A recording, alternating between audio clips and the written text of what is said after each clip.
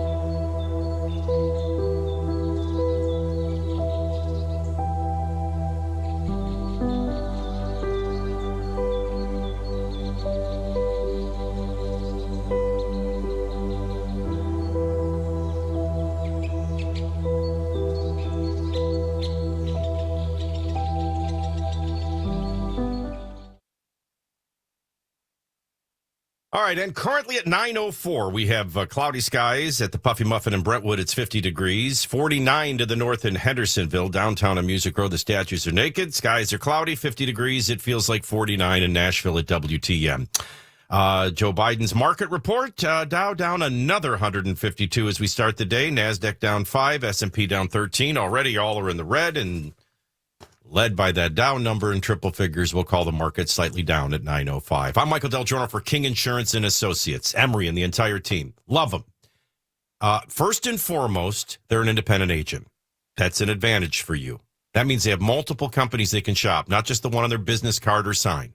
And we don't just say it, we do it. Plus, in 28 years, We weeded out the non-competitive companies, kept great relationships with the biggest and best.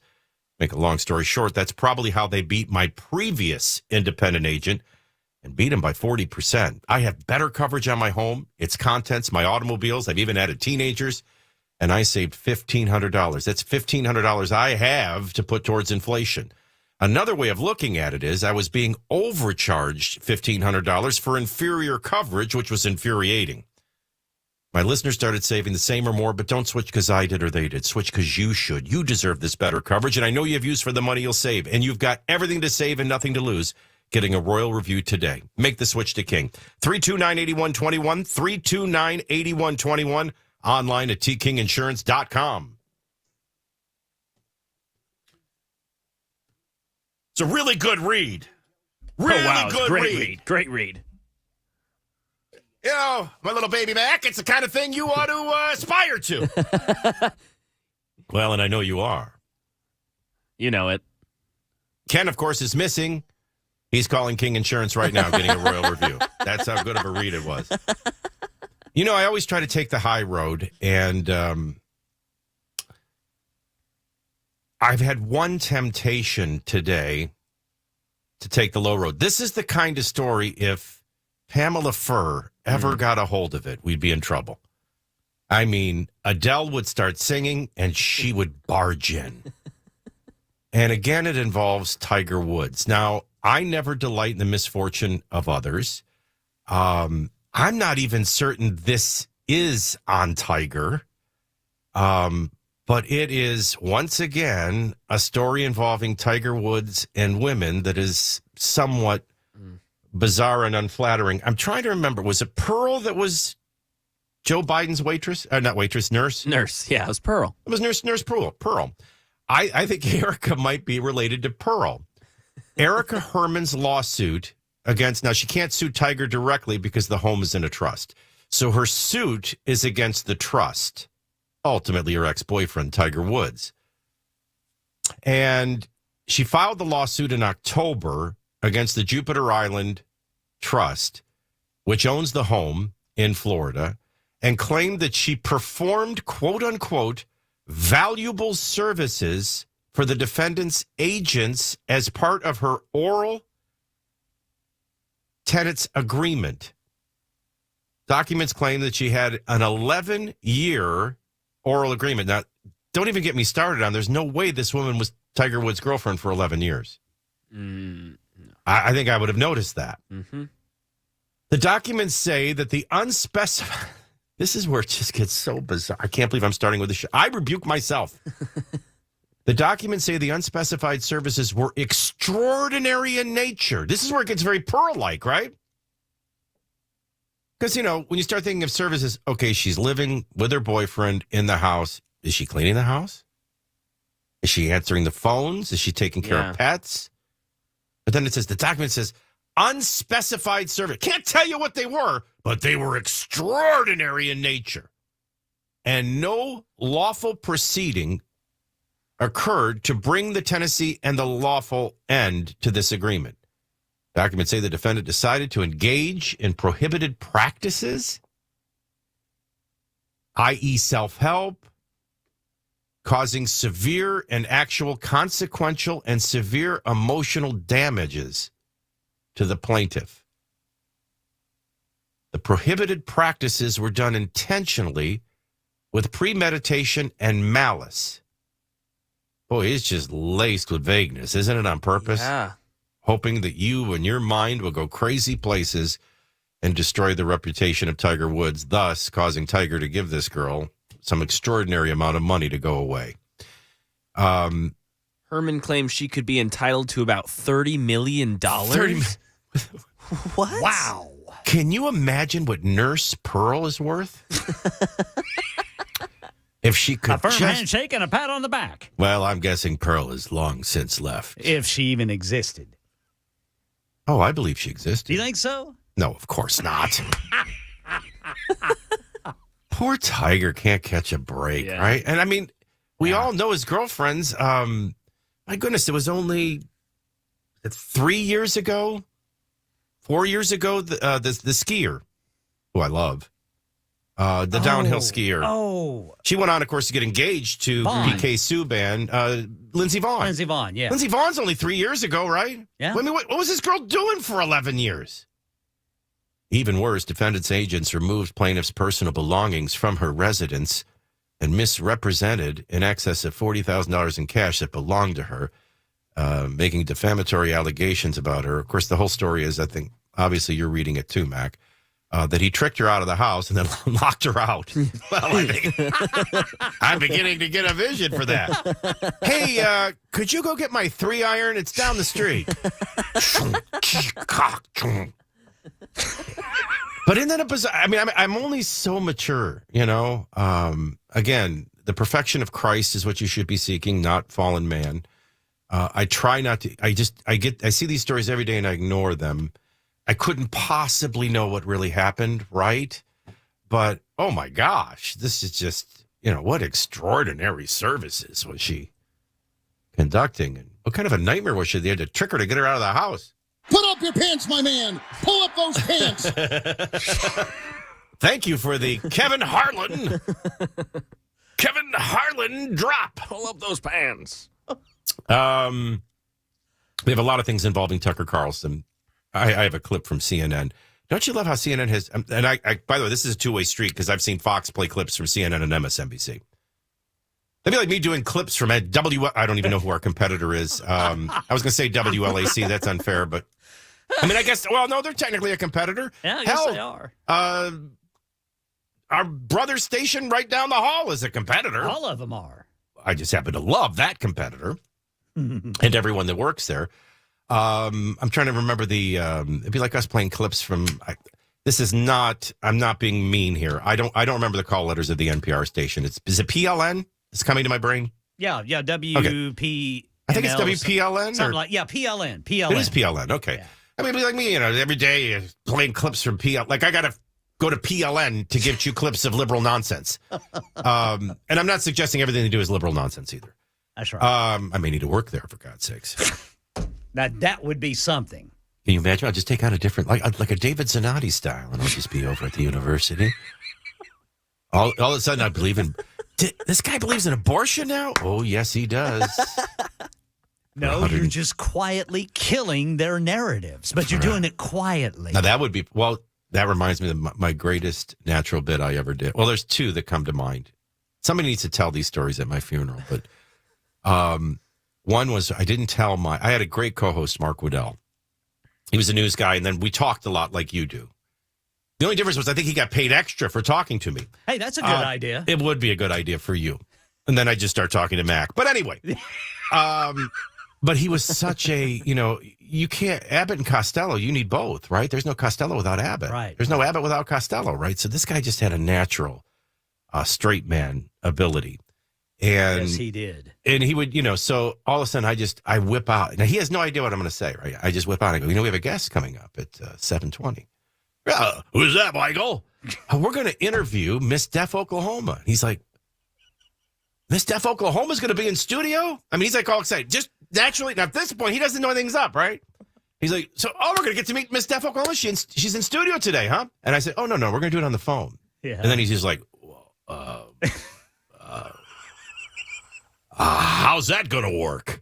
I said, what do you mean, how's it going to work? She's going to call in the hotline, and we're going to interview her. But that's going to be difficult. Why? We do it every day. She's deaf, right? She's Miss Deaf Oklahoma. How's she going to hear you? It's going to go great. Just stop worrying about everything. And so 7:20 rolls around. And I go, ladies and gentlemen, she just want Miss Deaf Oklahoma. So-and-so and so-and-so is on the line. Good morning. And all you're hearing is...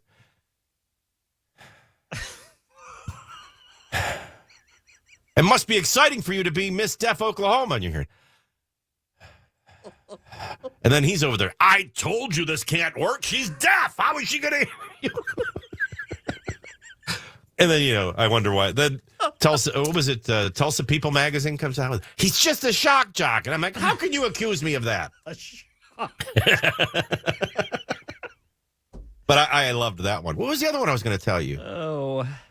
I forgot what the best story of all that I was going to tell you. that I've done. What were we talking about? Well, we were talking about it would be interesting if you flipped over to NPR. Oh, that's what I was going to say. Okay. You just talked quiet. You know how we can never get, and it's not that we're cowards. Let me tell you something. Ken knows me. Well, first of all, I'm not the same off the air. I know that's the big controversy with Tucker Carlson, off the air versus on the air. Off the air, I don't have to interrupt anybody. I don't have 50 minutes of commercials an hour. I don't have 4 minutes to get a wide body of material covered by an expert. Right. So I listen a lot when I'm off the air. I have the time. I read a lot silently and don't talk when I'm off the air. But if I did all that on the air, here's what it'd sound like. Oh, my God. Our viewership on WTN television just went up 3 when I went silent. We're now at 16. Let's talk about it all morning long. So anyway, you can't get opposing views on. Now, I did have a great relationship. I think, was Jay Parmalee here? Does that name ring a bell to anybody? Not to me. I think it was. You know, I've been here so long and had a head injury. I think Jay Parmalee was the Democrat Party chairman for Tennessee. And I think when I first got here in 2007, we did a weekly segment together, and I cherished it. Cherished it way more than... I'm not going to mention a congressman who's now a senator because then she's going to think I'm making fun of her. But I enjoy that more than people just amen or agree all the time. I would love to have a meaningful discussion with people with different worldviews. That's how I do it in real life. So, but anyway, you can never get them to come on the air. They just won't. So I convinced a guy. This was really wrong to do, and I'm embarrassed to say it. And it was, statute of limitations on forgiveness. I think it was about 2003. And this is one of these pro-abortion people. It'd be like if I could get Michael Moore to come on. You ought to see his text, his email blast today, Michael Moore on abortion. Oh, my gosh. I could do a whole segment on it. But anyway, make a long story short, I convinced this pro-abortionist that I'm a Democrat. I'm a liberal. I'm a proud liberal. I'm stuck in the middle of the buckle of the Bible Belt on this conservative radio station full of nuts. Would you come on and help me make sense to them on the abortion cause? And so he was thoroughly convinced. Now, why he didn't go to a website, let's see, author of the book, Standing Up for What's Right. But he didn't, and he came on. And so here I had this guy believing that I was on his side, to your point of what I could do if I was at NPR.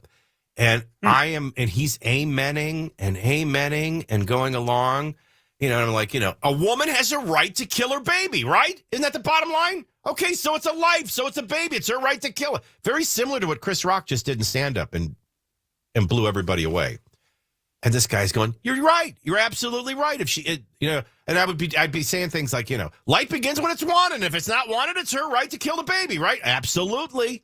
And I got this guy, because once he thought he was with friends, he would speak more freely, less defensively, and be far more transparent and revealing about where, you're onto something, Ken. I probably ought to try to slip over to PLN and shed a light on a few things. Could be a hell of a lot more entertaining than this last 17 minutes was. All right, so everybody's after Tucker Carlson. Listen, somebody's got to look you in the eye and not just blindly defend everybody. Tucker Carlson is not the only person that had problems with Donald Trump. And first of all, it's a lawsuit. Second of all, it's text messages, not necessarily in context, presented to create the case that hasn't been ruled on yet, that these people believed one thing off the air and did something remarkably different on the air. Listen, I won't do Donald Trump because it's too polarizing for everybody. It makes your head explode. I loved George W. Bush, but I had some serious problems with George W. Bush, especially along the border. Now, in all honesty, I would say those on the air and off the air. I have criticized Donald Trump, and I have praised Donald Trump as any citizen would, because Donald Trump was a president and a human being, and nobody's perfect. I said some things about Powell, too. I remember Giuliani's head melting live on television. The hair dye was... I go, is this guy bleeding? Is he bleeding out? And I'm like, I think that's hair dye. Yeah, that was odd. But, I mean, Powell promised us a Kraken. I got excited. Well, maybe there's evidence. Maybe they really did, blatantly steal it beyond the way I thought they were fairly stealing it. And then she didn't deliver. I've said she turned out to be a nut. I've said Giuliani turned out to be a nut. if people were honest and they don't worship Donald Trump, I don't think you're going to find anything in these tweets that are or in these text messages of Tucker Carlson or anybody else that's any different than things we were thinking.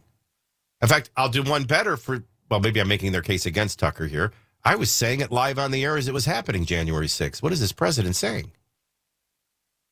Because when you say, I think I'll come down there with you, I'm thinking, well, that had to be cleared by Secret Service weeks ago. I can attest to that. I was on the air with you. Right. Maybe they are going down there. Maybe something is coming. And then I realize he's not going down there.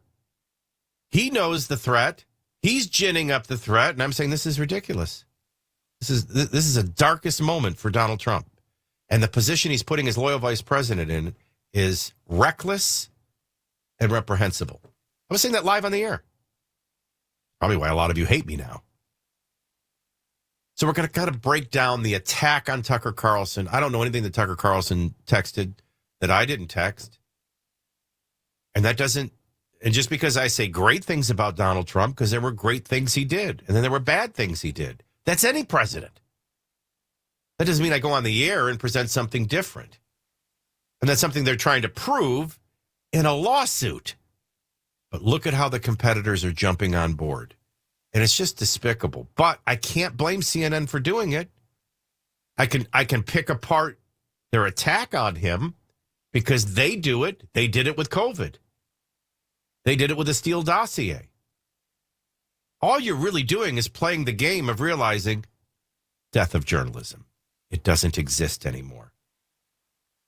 At CNN, MSNBC, ABC, NBC, CBS, New York Times, Washington Post, quite frankly, even Fox, which is why I don't worship at the teat of Fox either. You know how many minutes I spent watching Fox yesterday? You ready? 0. Lieutenant Governor Randy McNally responding to Instagram comment habits. There was a guy who was looking like Mac, really good, really in shape, and he did a fire emoji like hey, man, you're smoking hot. People are finding that a little bizarre. I know I'm running late.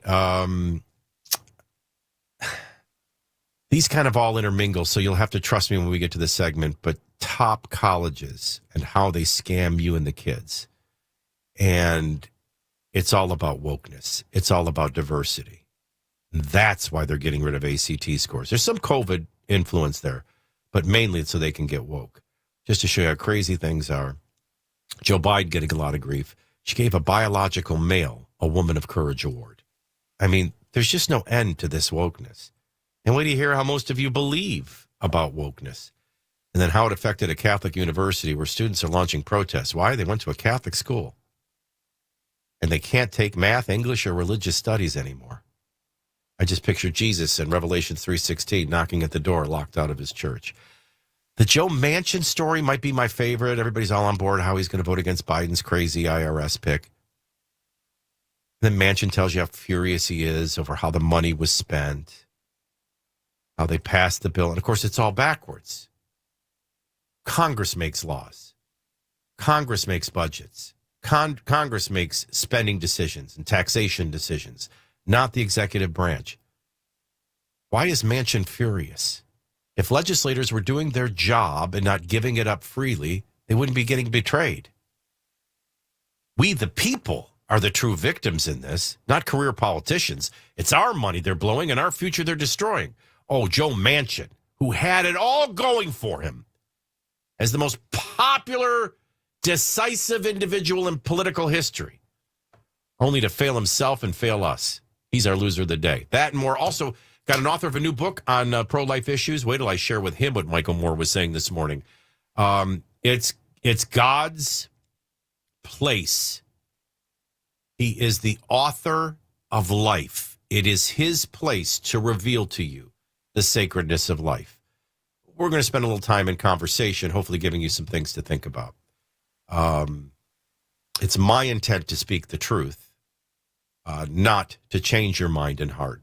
But I think this author has some unique views on life that might do just, or allow God to do just that permanent work.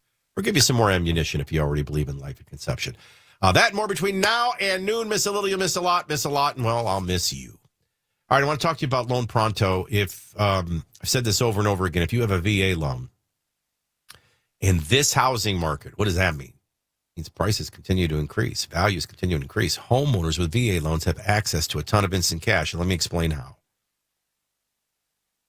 We help our veterans every day get the money they need with quick and easy, zero-cost cash-out refis. Because here's the beautiful part. With a VA loan, you can access up to 100% of your home's value. So if you need cash to pay off, do smart things with it. But if you need cash to pay off high-interest credit card debts or other high-interest loans, imagine a check for $80, $90, over $100,000 in your hand inside 10 days to do just that. You can use the money to pay off credit cards, home equity line of credits, car loans, free up cash flow to afford inflation, get rid of any debt, all debt if possible, but any attached to a variable rate as we head into recession. You have access. Your home is the key. Loan Pronto is the place to connect that to you, and then do smart things with it. See what your options are today. We love working with our veterans. 499-5780, 499-5780 for Loan Pronto, 499-5780, online at loanpronto.com, equal housing lender, NMLS 1661781, subject to lender approval.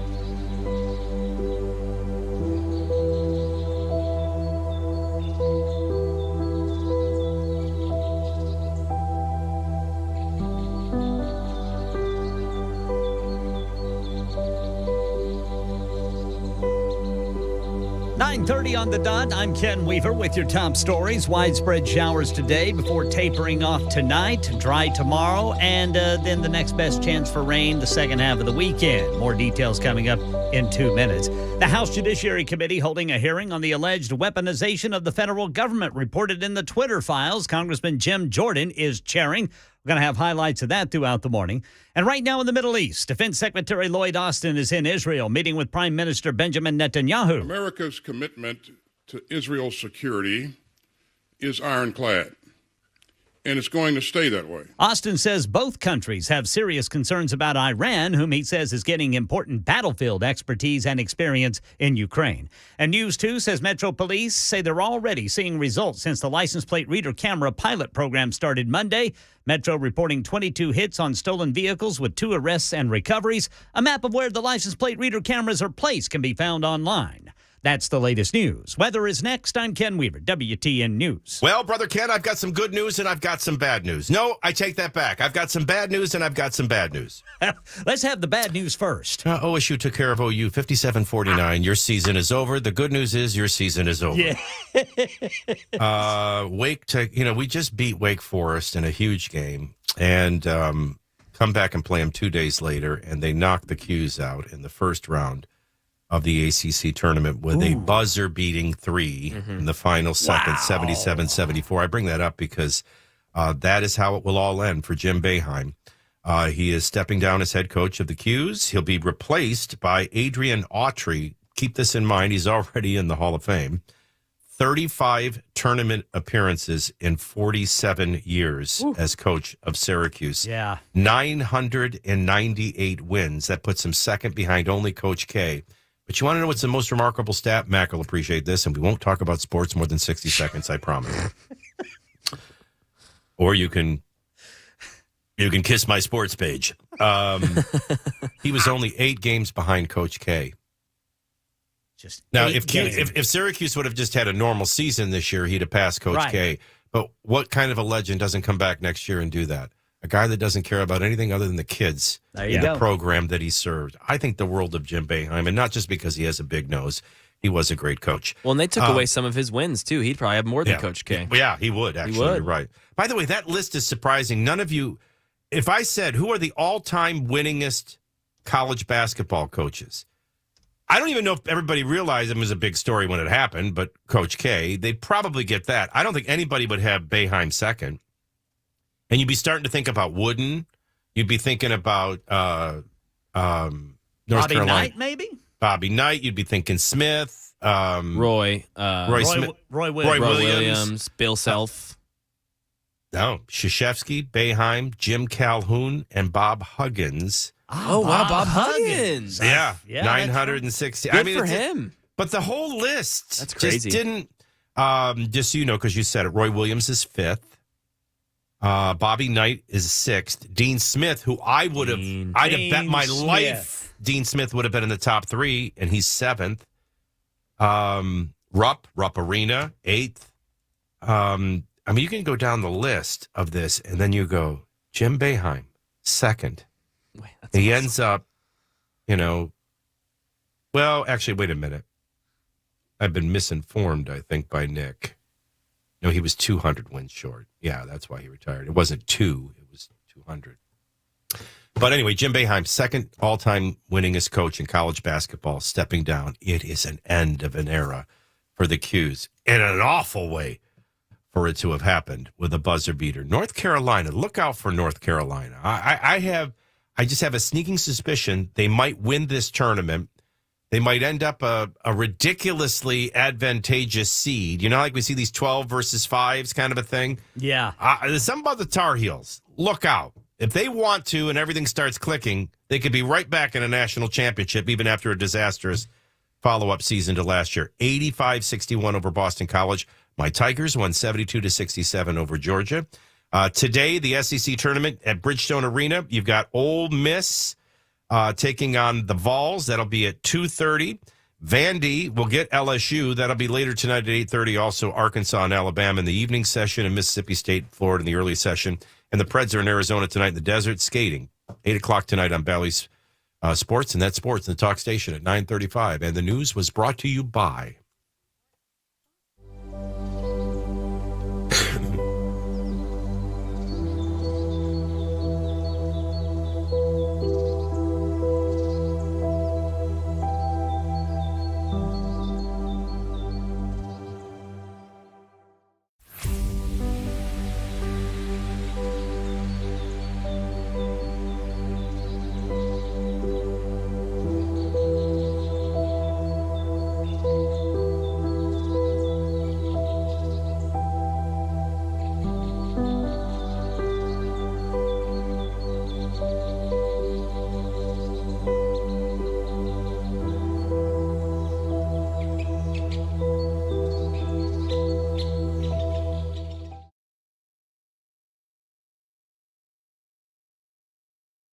Skies are keeping the temperatures pretty steady. Franklin, 51 right now, 51 in Mount Juliet. The warm spot, the Borough, 52. Downtown on Music Row, cloudy skies, naked statues, 50 degrees. The market has improved in 30 minutes. I'd sing hallelujah, but I'd be off key. Dow is now up, not down, over 100, up 144. NASDAQ's up 77, and the S&P's is up 19. All three are in the green. The market is up. Happy days are here again. Until next half hour. I'm Micahel DelGiorno, and pain is an awful thing. It's something you battle all day. Sometimes it keeps you from sleeping. If you're able to fall asleep, it's waiting for you when you wake up. The things you forget about are the things you used to do and love, but it'd be everything just to be pain-free. Well, the Dr. Gill Center, we deal with back pain, neck pain, knee pain, hip pain, elbow pain, pain. And we treat it with no needles and no downtime. You think of us as chiropractic care, and I'm not ashamed of that. Chiropractic care really works, but we have state-of-the-art industry equipment like our Class 5 lasers, our red light therapy, spinal decompression therapy, separation without a scalpel. All game-changing. All to pinpoint inflammation in the body, reduce pain, swelling, and accelerate healing. Pain-free living, that's the goal. Getting back to doing the things you love. And your best first step, always, is the Dr. Gill Center. Now, our new patient appointment, because everything begins with an accurate diagnosis, is $23. $23. That covers everything, your extensive exam, any and all x-rays, and your accurate diagnosis. So don't do nothing. Don't settle for a pill. Call the Dr. Gill Center. Pain-free living is a phone call away at our new phone number, 882-4838, 882-4838. That's 882-4838. Online at callmepainfree.com. Hi, I'm Paul Winkler. One of the things you hear me talk about frequently on my radio show that has been going for over 20 years in the Nashville market is that annuity sales are not necessarily a great thing for the end investor. Now, if you go to an investment firm, a lot of times you'll get that. The first thing that they recommend, an annuity. Banks and investment firms recommend these for one really good reason. And many times that reason isn't the best thing for you. It's commissions. It's a huge moneymaker for the investing industry. This is why I think it's so important that when you work with an investment advisor, that they not be paid on commission. It creates a huge conflict because it creates an incentive to sell you things that may not be in your best interest. If you want to learn more about our approach to investing and financial planning, go to paulwinkler.com and set up a free 15-minute phone call. We don't do anything on commissions.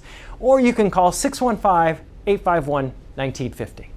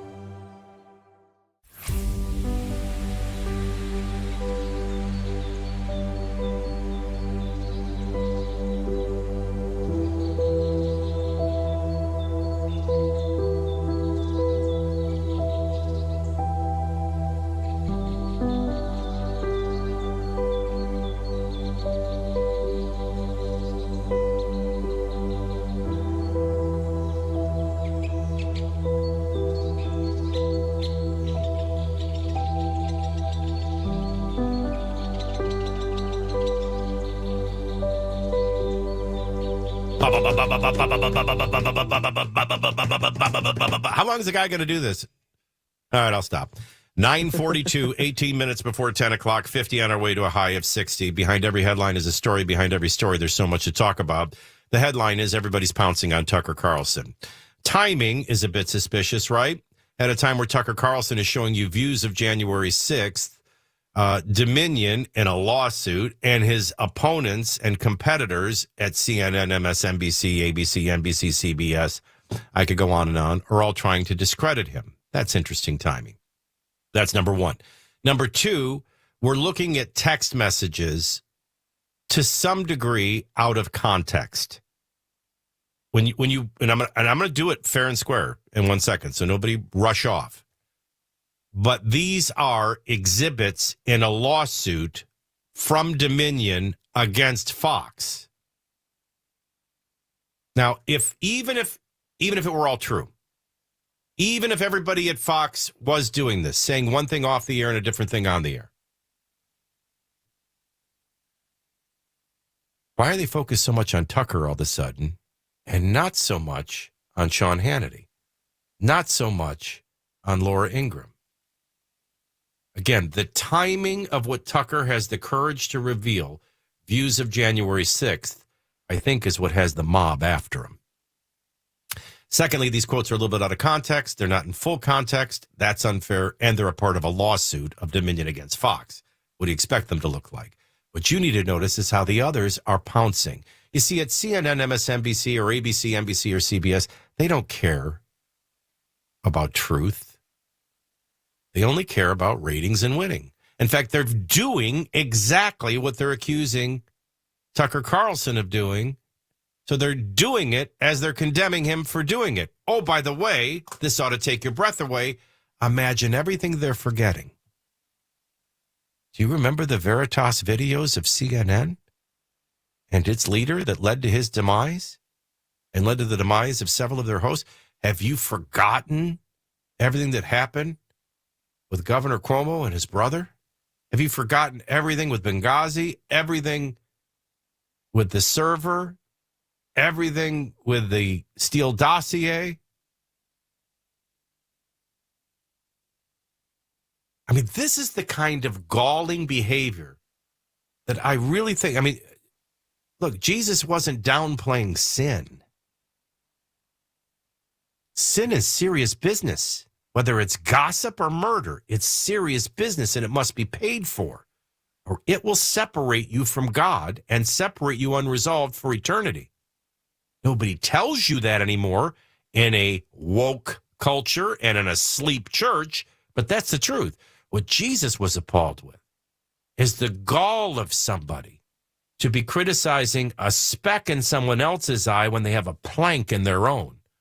That's exactly what you're about to hear with CNN. Because of the lawsuit. I'm not sure they're okay with it. The question is, do they settle at some point, I think is an interesting point. But again, it was, remember, Sidney Powell, Rudy Giuliani, Mike Lindell, your pillow guy, who were on Fox repeatedly talking about this conspiracy theory that somehow the Dominion voting machines were part of a conspiracy, and Hugo Chavez from the grave, and I can't even go on it. But Tucker Carlson gave it a lot of credence on television and would not shoot it down.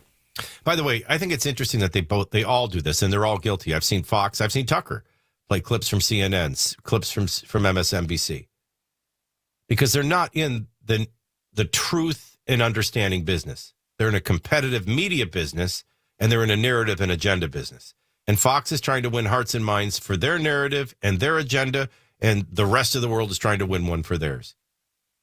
Basically, we're just doing an autopsy of the death of journalism. But here's CNN doing, as Fox often does, playing clips of Tucker Carlson from Fox. And like the quotes in the lawsuit, not necessarily in context.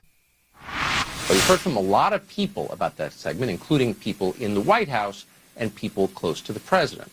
Like us, they have concluded that this election was not fair. Like us, they are willing to believe any explanation for what happened. Like us, they have not seen a single piece of evidence showing that software changed votes. Doesn't mean it didn't happen. It might have happened. It means they haven't seen any evidence that it happened. And by they, we are including other members of Donald Trump's own legal team. So he's trying there to straddle a bit, and yet he still says He still says that the election was not fair. Yeah. That's not what he said. He said many people believe it's not fair. That's number one. Number two, all Tucker was doing intellectually was saying, we're open. We're not closed-minded to this. If there's evidence to be seen, we're open to see it. Whereas everybody else was closed-minded. He's defending it's not a conspiracy theory to be open to looking at evidence. At that time, CNN, MSNBC, and the rest would be telling you to even suggest such a thing. I can tell you companies, and this is who I really have it out for. Companies were involved. Just like get the vax or you're fired, say this, you could be fired. So it's completely out of context. But watch where they go from here. The election was not fair, and we haven't seen the evidence, but that doesn't mean it doesn't exist. Well, here's what Tucker Carlson was telling his own colleagues about this. Sidney Powell is lying. Effing bitch. You see it right there. Again, lying to your own viewers because you're afraid if you tell the truth, they will go elsewhere. Yeah, what we're seeing here is the symbiote. By the way, this is CNN. Do you remember? I can't do it. I only have so much time. But if this was a documentary, I would launch into a montage right now of the Project Veritas videos that prove CNN proves they were doing exactly what they're accusing. They were literally selling falsehoods. In fact, this whole panel is going to come to the conclusion that defamation is tough to prove. The highest standard to prove. Nobody thinks this is going anywhere. Lost in all this, of course, it's Dominion suing for $1.6 billion. I mean, they're going to do and say anything in context, out of context, in their favor to win their lawsuit. It's really quite despicable that somebody's going through. And I don't think the timing is a surprise. Anymore. Anymore. Just Tucker Carlson, the one who just revealed a bombshell of 40,000 hours of surveillance tapes. Now, on the surveillance tapes, too, by the way, I got a text from somebody I really respect, and he's like, man, this isn't making sense. Why is there 40,000 hours of these surveillance tapes? By the way, I did the research, and I did the math. There are over 1,800 surveillance cameras in and around the Capitol. And, of course, surveillance is turned over in 24-hour periods of time. Do 1,800 times 24, you'll be surprised at what the number is, exactly over 40,000. But there's no question in my mind that this is a targeted attempt to discredit Tucker Carlson. It's a brilliant strategy, I might add, too, in that there's about 30% of the Republican Party that only believes in Donald Trump. Their loyalty is completely with Donald Trump, even maybe over and above America and truth. And they will hate Tucker Carlson. This may destroy the only last voice of courage. And this is the bullying in progress. And I know the segment's short, but I hope you get a glimpse of what I was trying to convey. All right, if you want insanely clean carpets, there's one place to call, Zero Res. I think our name says it all. Zero Res, short for zero residue cleaning. But what's residue cleaning? That's what everybody else does. Chemicals, shampoos, and detergents, and you don't care. Whatever it takes, clean them. And they will clean them. But the residue left behind forms a dirt magnet and actually gathers dirt more quickly. So they're clean, but they won't stay clean long. And then you call them back, and they make more money. And the cycle goes on and on. Zero Res is different because we arrive with science-empowered water. Insanely clean carpets. No chemicals, no shampoos, no detergents. Safe for kids and pets to play on while it's drying. And best of all, when it dries, you won't feel that crunchy film under your feet because there'll be no dirt magnet. Insanely clean carpets that will stay cleaner longer. That's our story. Now, the healthy, right, longest way to clean just so happens to be by far the most affordable way. Our March offer proves it. 3 rooms and a hallway, just $129. 3 rooms and a hallway, just $129. Also ask about 20% off air duct cleaning. You can see my eyes on WTN TV. The allergies are already kicking in. This will help tremendously. You can book your appointment by calling 535-9376, 535-9376, or even more convenient, book it online at ZeroResNashville.com.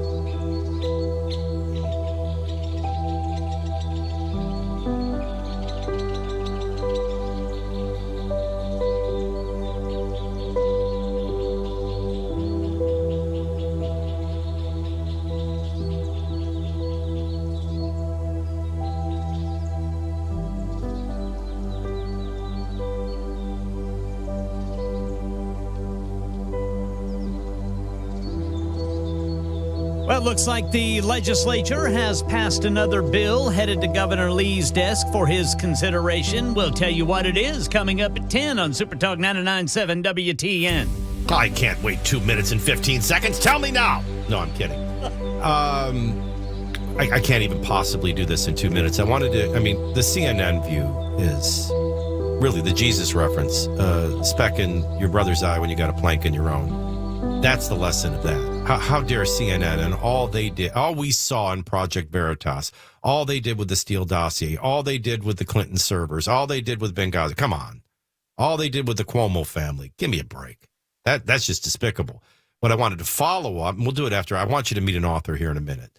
But maybe we'll follow up at 10:30 with the Associated Press's version. Remember, Ken, when we could trust the Associated Press? I do remember that, Brother Michael. Remember when you used to, what we called in the business, rip and read? Just rip and read. Yeah, don't do that anymore. Nope. Wait till you hear their assessment. Now, again, I'm not making a defense for Tucker Carlson. I don't know that what I want to do in the next segment is show you, I don't know that there's anything that Tucker Carlson texted that I didn't say out loud. This is an attempt.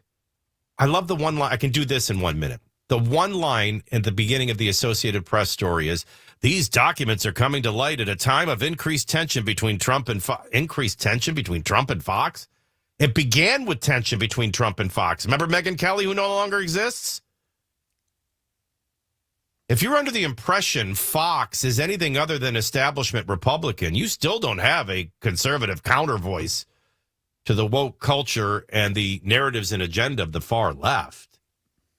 But Donald Trump is a president who did a lot of great things and did some stupid things. And just because we've all commented on them doesn't mean that we're disingenuous in any way. Why is everybody out to destroy the voice of Tucker Carlson? Because maybe he's saying something they don't want you to hear. But we'll prove that after we visit with a man I want you to meet, author Danny Tyree. That's next on The Big W.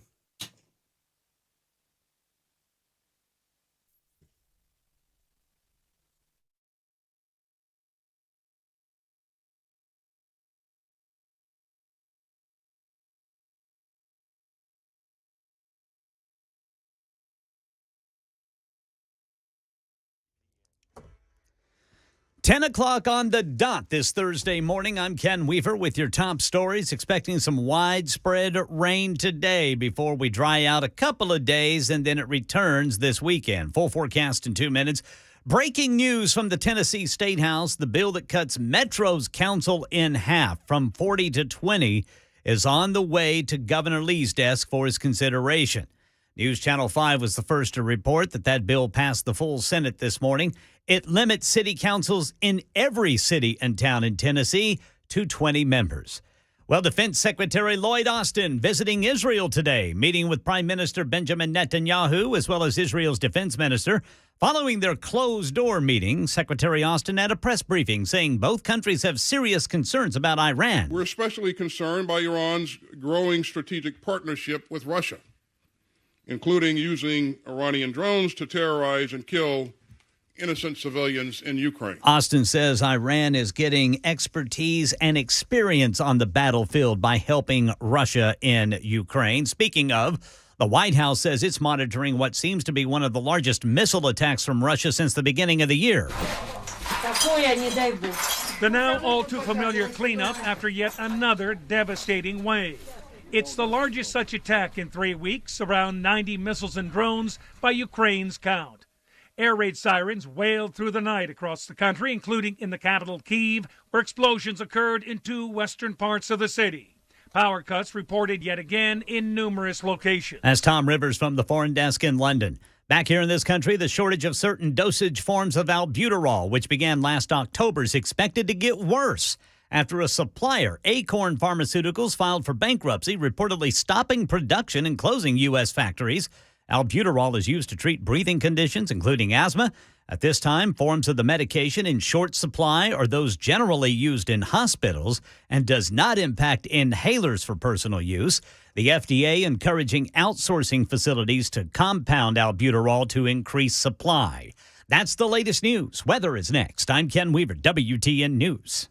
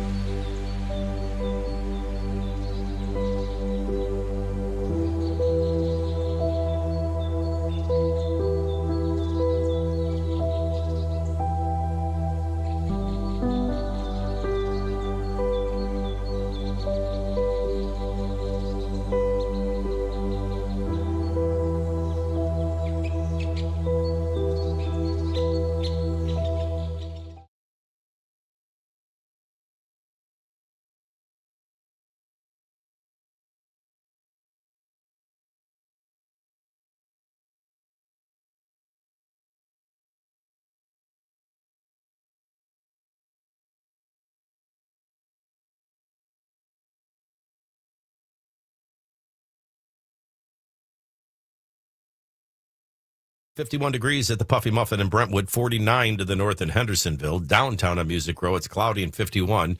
It feels like 50. The market's slipping back down again, but still in the green. Dow was once down over 100, then up over 100. Now it's up only 60. Nasdaq's up 37, and the S&P's up $7. So all three are in the green. We're calling the market volatile to flat at 10:07.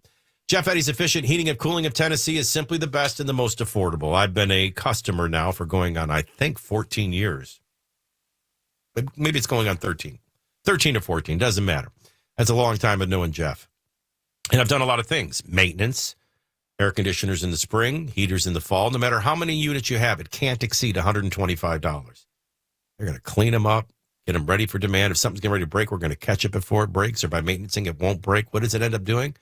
For $125 that you get back in energy efficiency, saves you hundreds on repair and thousands on early replacement. You take care of them, they don't break.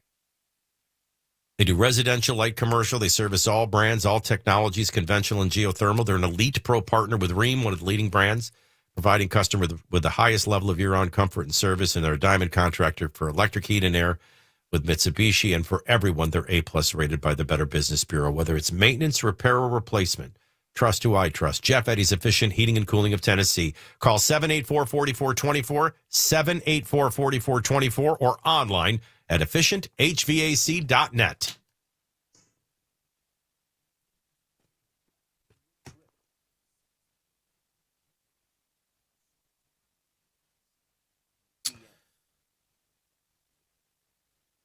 $10:08 in the morning at Super Talk 99.7 WTN. I'm Micahel DelGiorno, and I am so glad that fate, as you may believe, or God, as you may believe, has aligned our paths to be together. I'm so grateful you're listening right now. I get hundreds of emails a day. I don't say that to impress you, but to impress upon you. And we often talk about some of the negative ones. Go get cancer and die. We hate you. They're literally outnumbered 199 to 1 positive. And I got a very positive email from a longtime listener. It was very flattering. But I want this to be a lesson, and I'm going to make Danny listen to this because it's going to make him uncomfortable. God goes before you. He goes with you, and he goes after you. God's Spirit, and this is how you should pray when something big is happening, can go before you and give great favor. There was just something about this email. It was one of many I got that day saying nice things to me, but something said, you need to know this guy. You need to interview this guy. You need to share him with your audience. Now, I don't understand anything other than that. And then I Google his name. Then I start reading about his book. Like, who's got something new to say about the life issue? With the fall of Roe v. Wade, the war over abortion has entered a fight in a new stage. Activists on both sides have retreated to their comfort zones, their ideological foxholes, leaving millions of Americans wandering aimlessly in a no man's land. Projectiles with labels such as reproductive freedom, sanctity of life are fired back and forth. And then here comes Danny, his second book. I love the title of his first book, Your Butt Still Belongs in Church. I started thinking, this guy's probably a lot like me. I want to write a book called Sins Are a Lot Like Farts. Everyone else's are so much more offensive. Maybe Danny's the one to write it. He's a nationally syndicated columnist. He's author of the self-published book, Why Pro-Life? For such a moment as this, for such an hour as this, here is the fulfillment of what God told me to do from the very beginning. Say hello to Danny Tyree. Thanks for joining us, Danny. Thank you. Good morning. Thanks for having me. I've outlined answers to all the questions you're not going to ask me, so I'm going to have to think on my feet. I'm sure. Why are you so over preparing for the? It's just, I said this to you in the email, and I'll share it with the audience. All we have to do is have a conversation. We're not in the results business. God is. All we have to do is share the testimony, share the thoughts. God has to do the heavy lifting. All we have to do is have the conversation. Why did you, you know how many books there are on pro-life? Do you know how many books there are called Why Pro-Life? Why is yours different? I noticed it in particular once. I had a slightly different title for it. The lady that helped format it and get it uploaded onto Amazon.com for me changed the title to Why Pro-Life. And that's a good title. I don't want to argue with you, so let's just go with that. I noticed later that Randy Alcorn, for one, has a book with a very similar title, but I decided to stick with this. It is Why Pro-Life, no hyphen, no question mark. Now, Amazon, for some reason, they show a question mark on the listing. The book cover itself does not have a question mark. I think it'll find it either way if you search under my name, Danny Tyree, Why Pro-Life. Yeah, and Tyree is just like it sounds, Tyree. Danny Tyree, right. Why Pro-Life. It'll pop right up at Amazon. I could answer the question if you asked me. I decided to. Go ahead. No, I was just going to say I could answer the question blatantly if you asked me, why am I pro-life? Why are you pro-life?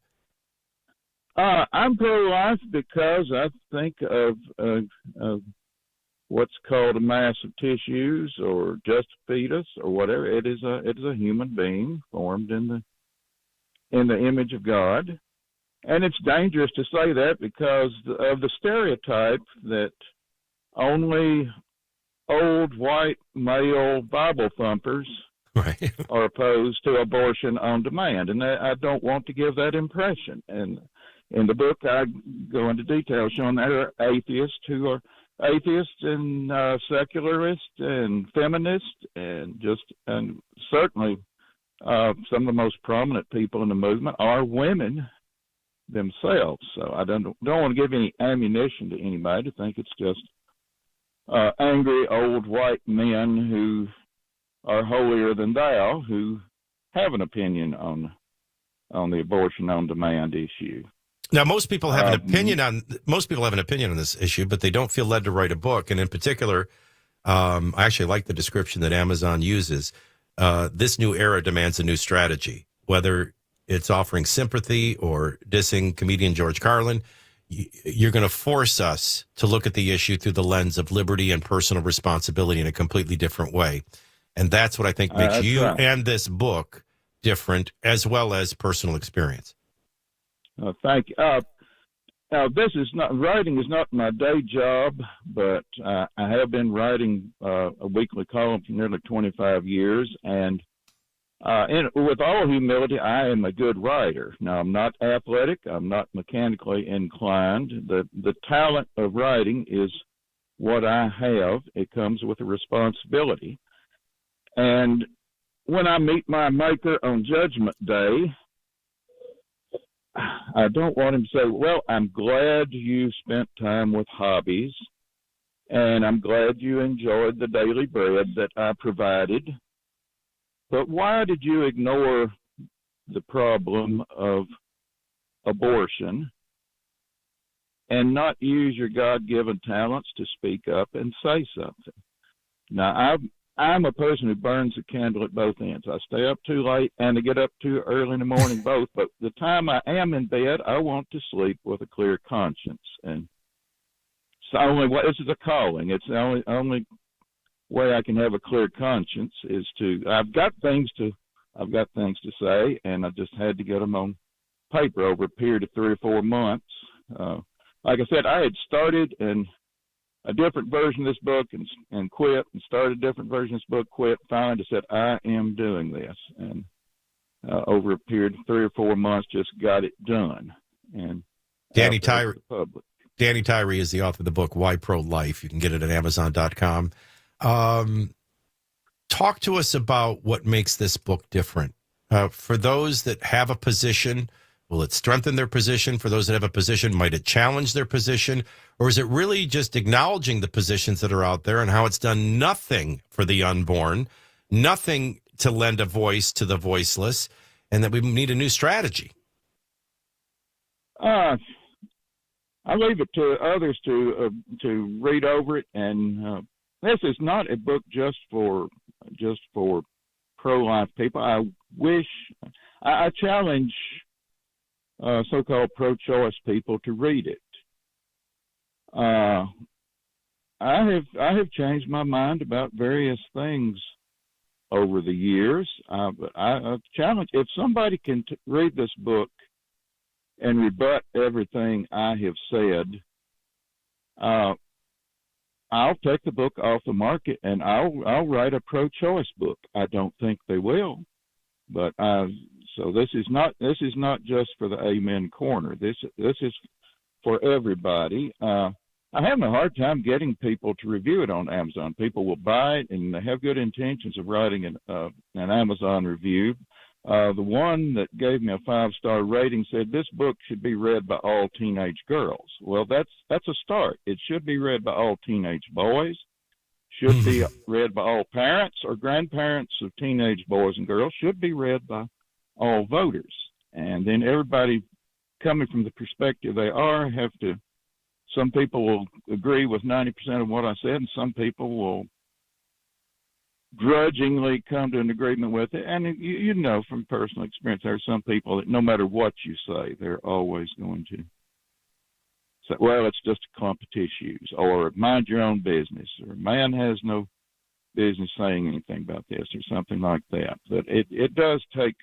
Does it shock? I've lumped together all the most prominent excuses or so-called justifications for wide open abortion on demand and answered each and every one of them. And that puts it in the ballpark of if you want to continue being rabidly pro-choice, it's in your court now to justify your position. I still can't remember. I don't know if it's an exegete of all the teachings of Francis Schaeffer and a quote from David Zanotti or an actual quote from Francis Schaeffer, but it's one for the ages, and that is, if you lose God, you lose man.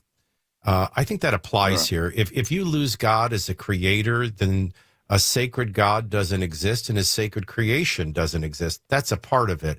But you lose your way. I mean, how can you have liberty? It's life, liberty, and a pursuit of happiness. You can't have a pursuit of happiness without liberty, and you can't have liberty without God, and you can't have, life. We're missing everything. And I think the question is, when does life begin, and is life sacred? The truth is, they want abortion on demand, and life begins when it's wanted, and it's ended when it's not wanted. It's not just a failure of the life question as much as it is the entire American experiment, isn't it? That's true. And really, the abortion on demand issue was a precursor of what we're seeing with identity politics nowadays, with gender transition and everything. If you look at it, well, I say that thing that shows on a sonogram, I think that is not a human being. Therefore, it is not a human being. I do not identify that as a human being. And people don't have that magical power. That infant in the womb either is a human or it isn't. It's regardless of, you can't just magically make it one way or the other. It either that is a human being formed in the image of God, or it isn't. You do realize this could be literally the gates of heaven battling with the walls of hell. I mean, this is life and death. The enemy is death.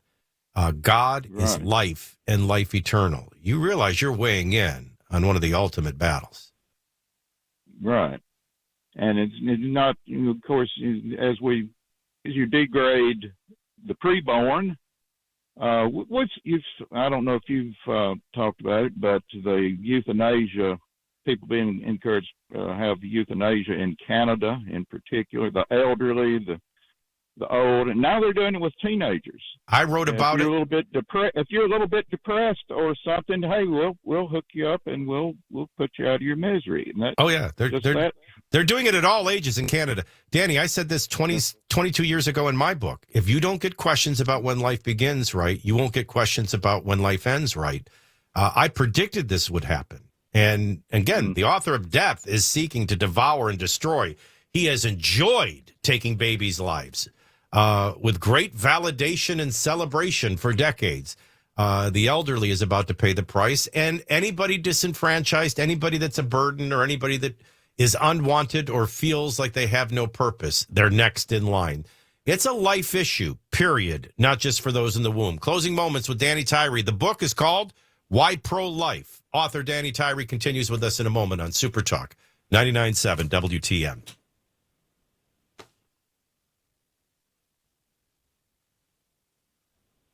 I'm Micahel DelGiorno for Blue Umbrella Medical of Middle Tennessee. I know you're frustrated with sick care that we call health care. And you got a lot to be frustrated with. You don't even get simple answers, let alone any relief. Ultimately, at best, a new diagnosis that you got to learn to live with. That's not health care.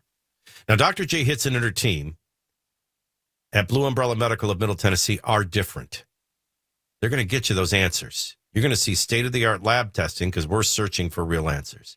Then once we start getting answers, some very advanced diagnostic equipment to get to the root cause. Then we're going to treat the root cause with cutting-edge regenerative treatments. And guess what? You get immediate and long-term relief. Finally, actual health care with real results. Take neuropathy, acute, chronic, and crippling.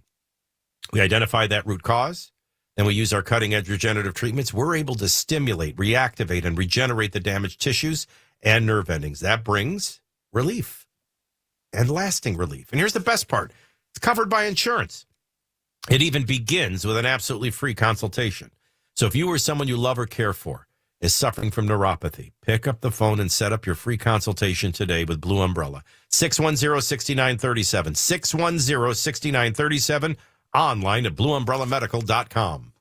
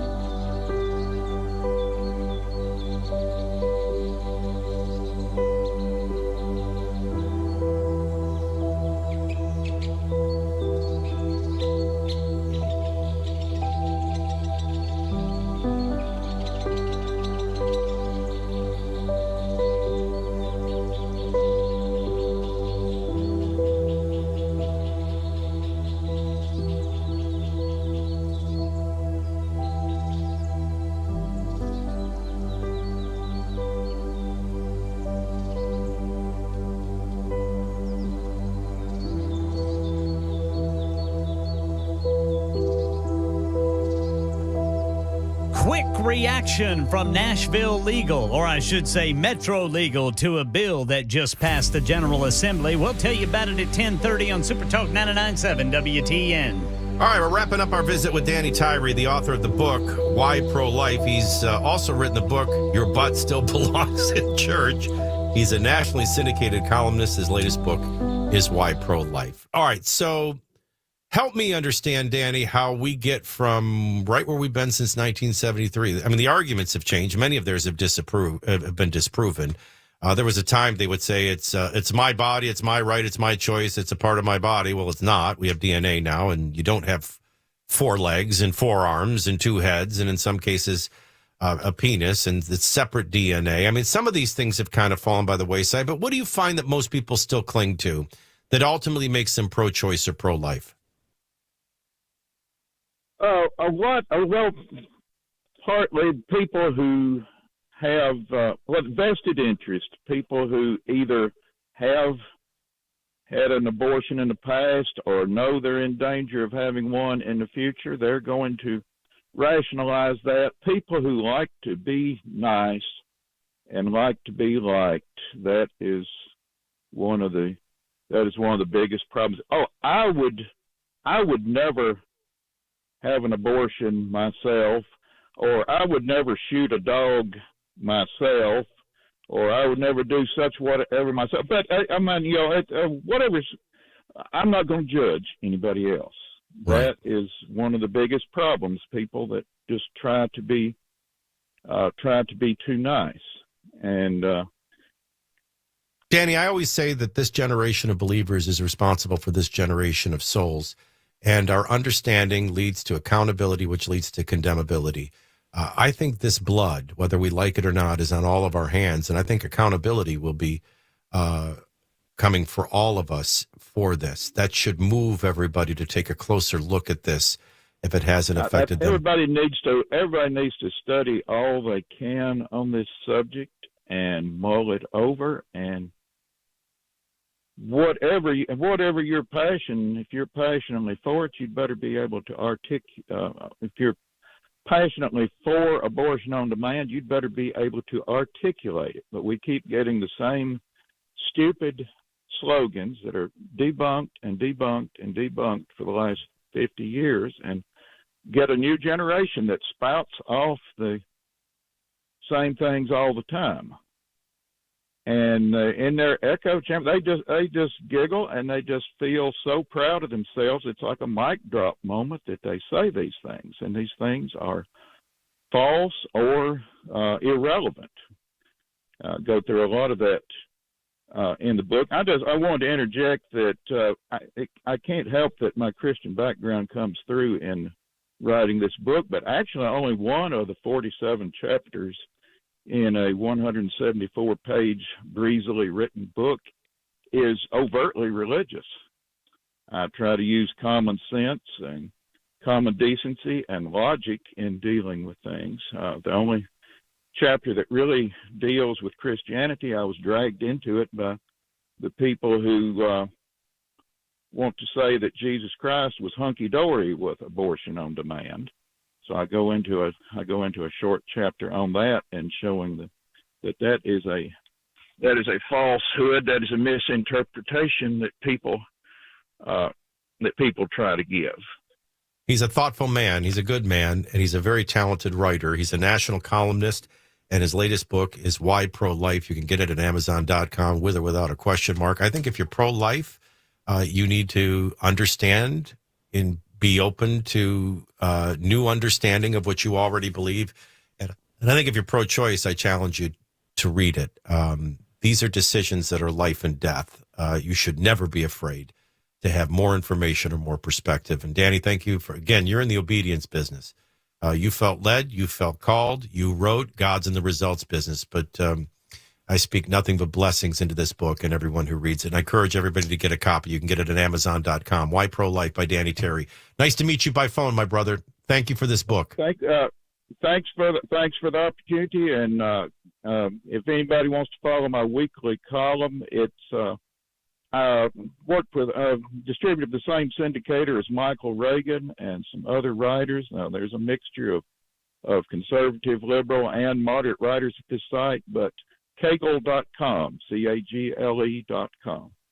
And God bless you. Thank you so much. Cagle.com for the Danny Tyree weekly column. And then, of course, the book, Why Pro-Life at Amazon.com. Danny, God bless you.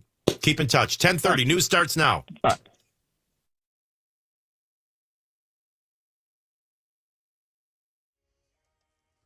I'm Ken Weaver with your top stories, looking at some widespread showers today, tapering off tonight, but then the next best chance for rain comes back.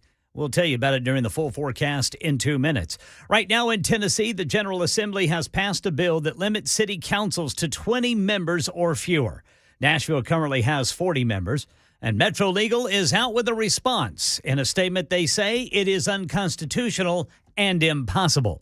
Well, right now in the Middle East, Secretary of Defense Lloyd Austin is in Israel, telling Prime Minister Benjamin Netanyahu the U.S. is committed to Israeli security and that both countries are growing increasingly concerned about Iran. Iran is gaining important battlefield expertise and experience in Ukraine that will eventually transfer to its dangerous proxies in the Middle East. That is the latest news. Weather is next. I'm Ken Weaver, WTN News. Hi, I'm Paul Winkler. One of the things you hear me talk about frequently on my radio show that has been going for over 20 years in the Nashville market is that annuity sales are not necessarily a great thing for the end investor. Now, if you go to an investment firm, a lot of times you'll get that. The first thing that they recommend, an annuity. Banks and investment firms recommend these for one really good reason. And many times that reason isn't the best thing for you. It's commissions. It's a huge moneymaker for the investing industry. This is why I think it's so important that when you work with an investment advisor, that they not be paid on commission. It creates a huge conflict because it creates an incentive to sell you things that may not be in your best interest. If you want to learn more about our approach to investing and financial planning, go to paulwinkler.com and set up a free 15-minute phone call. We don't do anything on commissions. Or you can call 615-851-1950.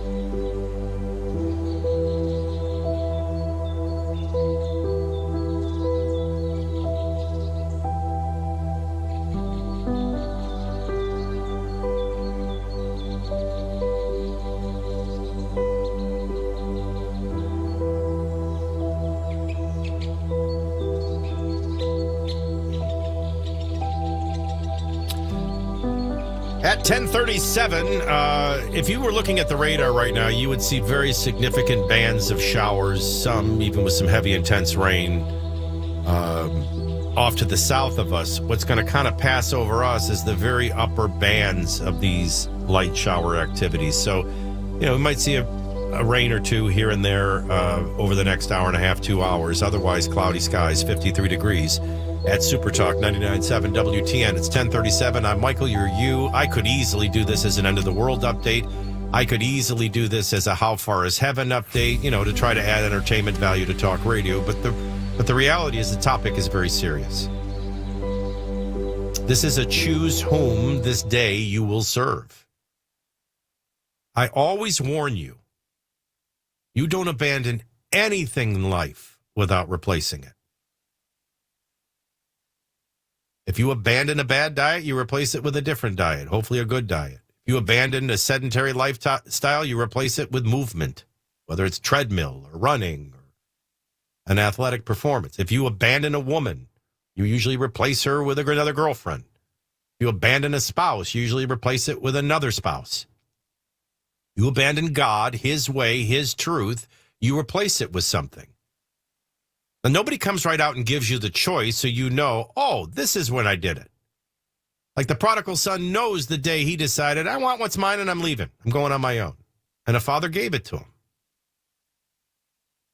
That never seems to happen, but there's a movement, and it's reinforced in textbooks and classrooms, K through 12, higher education. Everything you see rewriting reality in the mainstream media news that isn't even news anymore, to Hollywood, television, sitcoms, dramas, or movies, to magazines, to social media. All reinforces this new standard, this new worldview.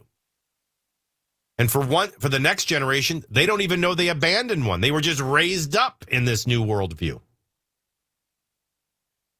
But it's worldviews. Now, this is a problem, as I always say, because you have a culture that's woke and you have a church that's asleep. George Barna, who's been on the show many times, and his university in Arizona have done the research. And while I can proudly tell you that 67% still consider themselves Christian, of those 67%, only 8% have a biblical worldview. I don't know how you're a Christian without a Bible. Quite frankly, I don't know how you're virtuous and spiritual and Christian without Christ. But people are finding ways.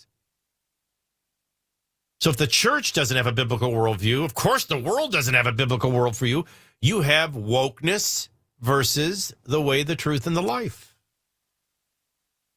And while America collectively, or maybe even you listening to me, have abandoned Jesus and the Bible and the way, the truth, and the life, I assure you this, at least be aware of what you've replaced it with. And the roots of what you replaced it with is primarily moral relativism, which is this notion, at least this is how it began. We're not even living in that anymore. Whatever you believe is truth. So if you have a penis, but you believe you're a woman, you're a woman. Whatever you believe, that's truth. Now, that can work if you're all alone on an island, as Francis Schaeffer would teach. But the minute you're on a bridge with somebody who believes, I believe, anybody that crosses a bridge in the other direction, I have a right to throw off the bridge and drown. Now you got a problem.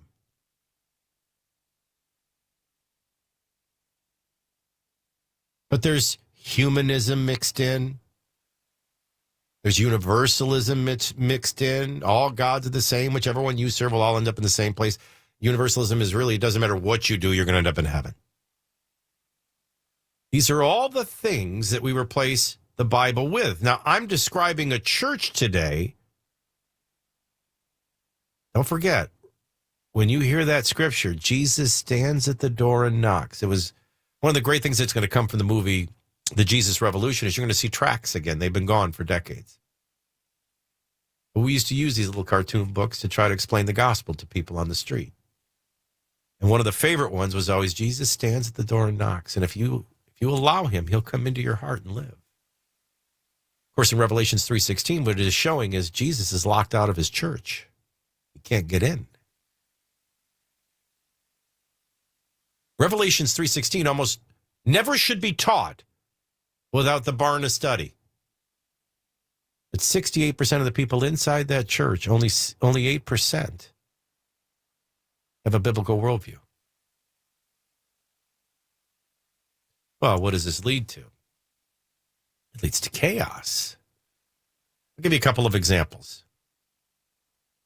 Headline, Twitter's laughing, groaning, as Jill Biden, the First Lady of the United States, gives a biological male the Woman of Courage Award.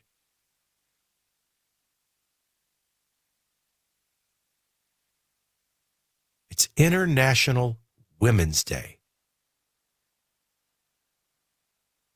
As Governor Huckabee Sanders says, a pretty good time to remember the Democrats can't even tell what a woman is. I always say the only thing left shocking in life is the truth, right? The annual International Women of Courage Awards ceremony, and one Argentina-born male now believing she's a woman, it's the Woman of Courage Award, and she's not even a woman. Here's another one. Students at a Catholic liberal arts university in Northern Virginia say their concerns were brushed aside by officials who eliminated numerous majors at the school. It's a Catholic university, and they eliminate the major of religious studies. Marymount University outside Washington, D.C. has led to protests, outraged students who say the decision has rocked the school's foundation as a Catholic institution and forces students to focus on humanities. Many fear that the fallout from the curriculum change will drive away potential students. The overall atmosphere of Marymount community right now is just kind of dead. Tense, but dead, says a sophomore. It's just so clear that in every class I'm in, there's a huge elephant in the room. Marymount's Board of Trustees drove the final nail in the coffin for 9 majors and 1 graduate program. It unanimously voted 20-0 in support of a plan to end these degrees. The decision reflects not only our students' needs, but our responsibility to prepare them for the fulfilling, in-demand careers of the future. I mean, when I was reading this, I don't know about you, all I could see was Romans 12:1. After 11 chapters of legalese, Paul begins chapter 12 with, therefore. This is where the attorney goes into his closing statements. This is where he demands the jury to arrive at this verdict. Based on 11 chapters of everything I just said, therefore, in light of all God did to legally free you, everything he died and achieved to give you life, your response should be to give yours. That's your, by the way, don't go to the original Greek. Therefore, offer your bodies as a living sacrifice. In other words, don't kill yourself. Die to self and allow him to live through you. You be a living sacrifice, not a dead sacrifice. Holy and pleasing to God. And then it's, in the original Greek, it says, which is your reasonable service. Nobody likes to read the next line. Don't conform to the patterns of this world, which is exactly what the church today has done. It's exactly what Marymount University is doing. But be transformed daily by the renewing of your mind. Then and only then can you test and approve what God's will is. Otherwise, you're flying without instrumentation. You can't even go to a Catholic university and major in religious studies anymore.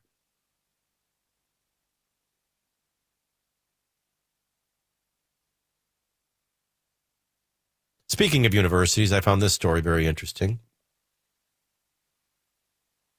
Families saving for college and encouraging their kids to aim for the top are getting scammed by left-wing colleges in the industrial complex.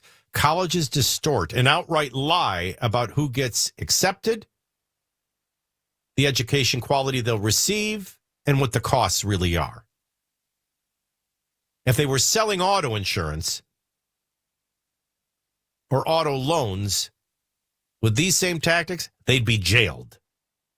Columbia University announced last Wednesday that it's permanently eliminating SAT and ACT test scores. I've said this to my wife after the debacle they've made, and it's not going to be just a year and a half, one or two graduating classes.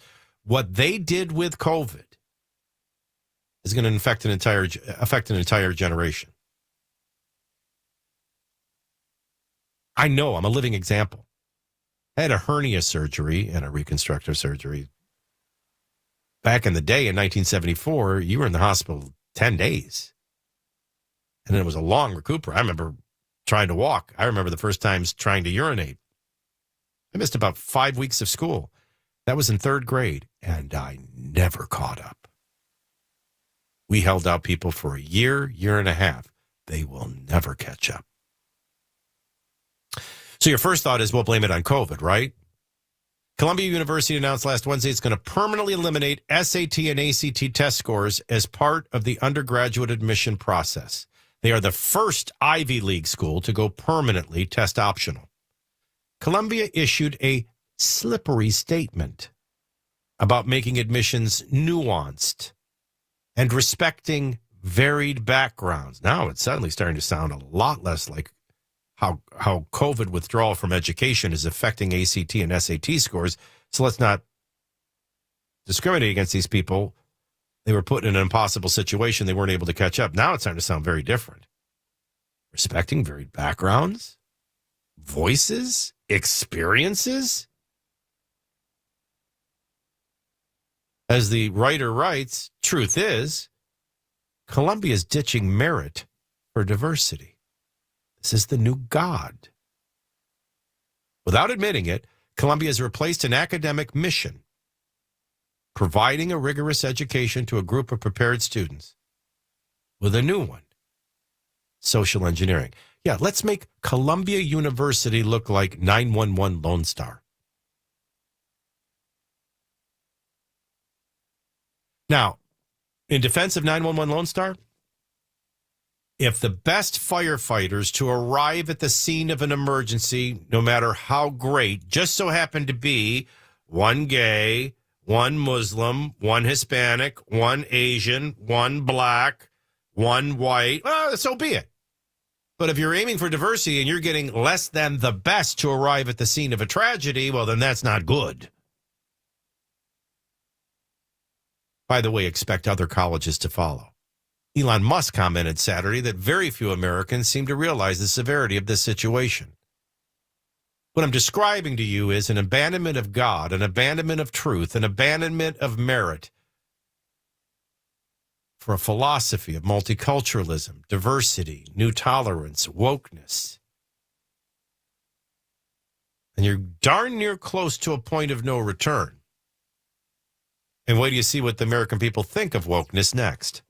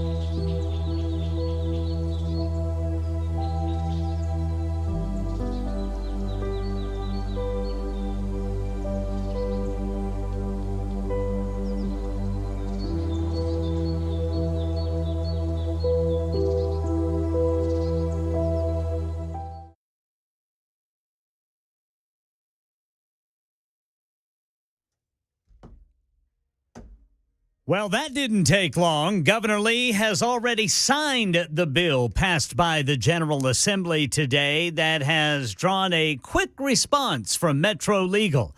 We'll tell you about it at 11 on Super Talk 99.7 WTN. So here we're having this discussion of craziness, right? Wokeness. The First Lady of the United States given the Woman of Courage Award to a biological male. How'd we get there? Marymount University, a Catholic university, can no longer study and get a degree in religious studies at a religious university.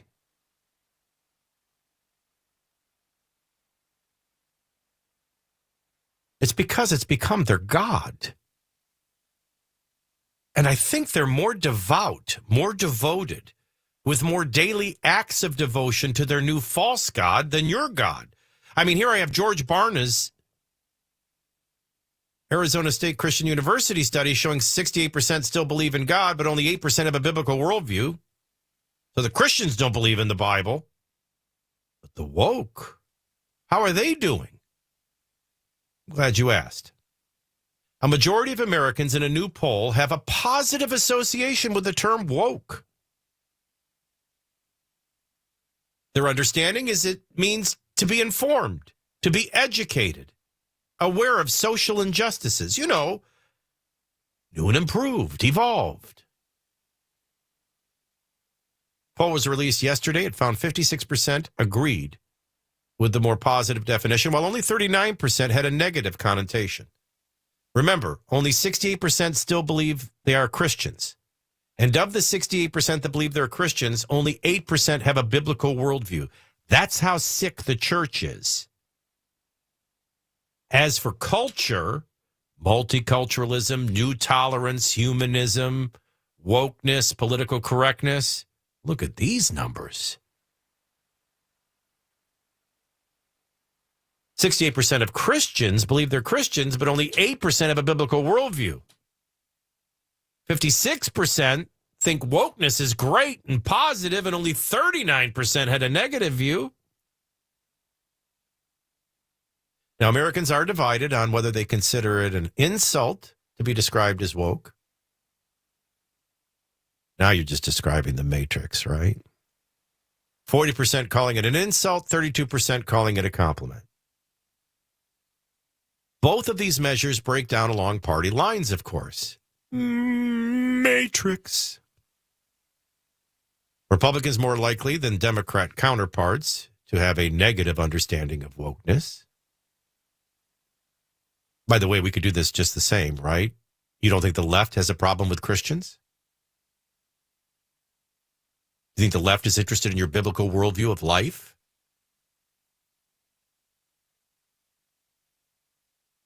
Or marriage between a man and a woman? These are. I mean, I'm being kind saying they're competing worldviews. It's kind of like when we were having our fun little interview with Danny Tyree and then you realize we're in a fight with Almighty God and Satan himself. Life and death. And once Satan convinces you that there is no God, you weren't created, he's not sacred, his creation is not sacred. Once he convinces you of a hunk of tissue, or life is simply life when it's wanted, well, then what if you don't want your life? What if you don't offer a lot to humanity? What if you're old? Well, then your life is no longer wanted. Now you're eligible for death. Because he's a god of death. He thinks he's a god. He's a creature of death. A demon of death. This is a struggle between God and Satan. This is life and death, darkness and light. But even wokeness, Republican versus Democrat. Well, the Democrats think if you say Christian, that's a bad thing. Republicans say woke, that's a bad thing, because they're competing gods. They're competing worldviews. 56% of Republicans said wokeness meant being overly politically correct. 78% of Democrats understood the term to be informed on social justice issues. One is new and improved and awakened and educated. The other is dumb and old-fashioned. You know, clinging to your guns and your Bibles because you're deplorable. Yeah, Matrix, checkmate, Civil War. You know, that old chestnut. More after the news. It's 11 o'clock at Super Talk 99.7 WTN.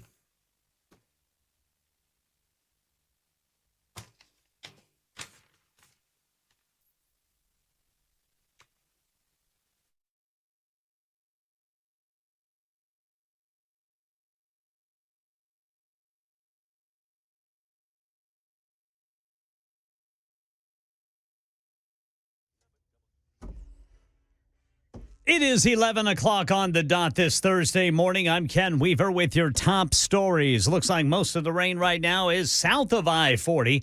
It's going to become increasingly widespread throughout the day before tapering off tonight. Full forecast in 2 minutes. And right now in Tennessee, the General Assembly has passed and Governor Lee has signed a bill into law that limits city councils to 20 members. It significantly impacts Nashville, which has 40. Metro Legal was quick to respond with a statement saying it is unconstitutional and impossible because more than 40 candidates have appointed treasurers and raising money for the election cycle. Metro Legal's statement ends by indicating it stands ready to go to court to fight the law. And the FDA says it's working to address a shortage of a life-saving medication used to treat asthma and other breathing difficulties. The shortage of certain dosage forms of albuterol, which began last October, is expected to get worse after a supplier, Acorn Pharmaceuticals, filed for bankruptcy, reportedly stopping production and closing U.S. factories. Albuterol is used to treat breathing conditions, including asthma. At this time, forms of the medication in short supply are those generally used in hospitals and does not impact inhalers for personal use. The FDA encouraging outsourcing facilities to compound albuterol to increase supply. Dave Packer reporting. The concern about TikTok is that companies' Chinese owners could be using data from the app to spy on Americans. But during a Senate hearing on global security threats, the head of the FBI made a striking revelation. This is Jim Ryan. During Wednesday's hearing, FBI Chief Christopher Wray insisted that his agency does not currently buy geolocation data derived from Internet advertising. But I understand that we previously purchased some such information for a specific national security pilot project, but that's not been active for some time. He testified that when it is done, a court had authorized the practice. That's Jim Ryan reporting, and the latest news. Weather is next. I'm Ken Weaver, WTN News. I would be remiss if I didn't give you an opportunity to do your great impersonation of Mitch McConnell, who apparently fell and has been hospitalized. And again, I'm not being mean. This just brings up this. How long are we going to let these elderly people hang around forever in Congress? I was just having an interview yesterday with a very interesting person heading up term limits nationwide. And we were talking about they stay forever. They stay until the coroner arrives. I said that, people laugh about it. But I mean, we have a president that keeps falling down the stairs of Air Force One. Are we going to wait for him to break a hip and die? This is great. And then, boom, I wake up this morning and Mitch McConnell has been hospitalized after a fall during a private dinner in Washington, D.C. So, yeah, we've got like 4 senators right now that are not able to do their jobs. When we come back, I want to play a clip. This has been brewing. This began with an altercation on Bill Maher's HBO show where Russell Brand just undresses and dismantles a CNN reporter. Now, Russell Brand, if you think my baby brother Matt Murphy talks fast, I got to tell you, it is fatiguing. I am afraid to play this audio clip for how it could run off my audience. But in an amazing speed, and it's interesting, even Tucker Carlson, now the reason Tucker's jumping on board with him, and then the battles we did earlier in the show with CNN versus Fox. There's a lot of dynamics at play. And if I asked you, Brother Ken, or Mac, you can chime in, is more your age group. What is Russell Brand famous for? Sorry, I have the hiccups. Get him to the Greek. Or the just kind of pranking, right? Yeah. Impersonating and pranking. And I mean, would we call him an actor or a comedian? What would we call him? Yeah, I guess like actor. Is what I'd know him as. Actor/comedian? Yeah, funny actor. He was married to... he was married to Katy Perry, right? Was he? Was it Katy Perry or Isla Fisher? Why am I thinking Isla Fisher? I think it's Katy Perry. Was Katy Perry? Okay. Yeah. Anyway, he talks very, very fast. But oh my gosh. if I could slow it down. Part of what I thought I would do as an experiment is I'll play the clip. Now, he just rambles. This is what some of you want. Now, Tucker can do it because it's a private interview, and then they edit it. So it comes across like just a long ramble. Now, he rambles anyway, and he speaks at a very fast pace. But, I mean, if you want to hear somebody just dissect what happened with COVID, I've been doing it for 2.5 years. He manages to do it in about 60 seconds with volumes of words. It wasn't so much the COVID. It was the unknown, and the fear meets all those that are controlling you every day. And then now you can look at how they use COVID to control you. Now, I say things like, because you were afraid, they were able to control you in ways they couldn't with global warming. Mm-hmm. But they saw you were afraid of COVID, so they started controlling you. But if you want to get a glimpse of how bad governors are, if you want to see a glimpse of how bad legislatures are, if you want to see a glimpse of how bad scientists and medicine and leaders of the World Health Organization or the CDC really are, you'll see it in a post-look at COVID. So I'm going to warn you, you couldn't drink enough espresso in the next minute and a half to think at the pace Russell Brand speaks. And I'm not sure I want to make Russell Brand now the new guru of truth, but the media seems to. It started with Bill Maher, and it continues with Tucker Carlson. It's my fascinating or favorite story of the day, clip of the day, if you can handle it, of the day, and it's next at 11:06.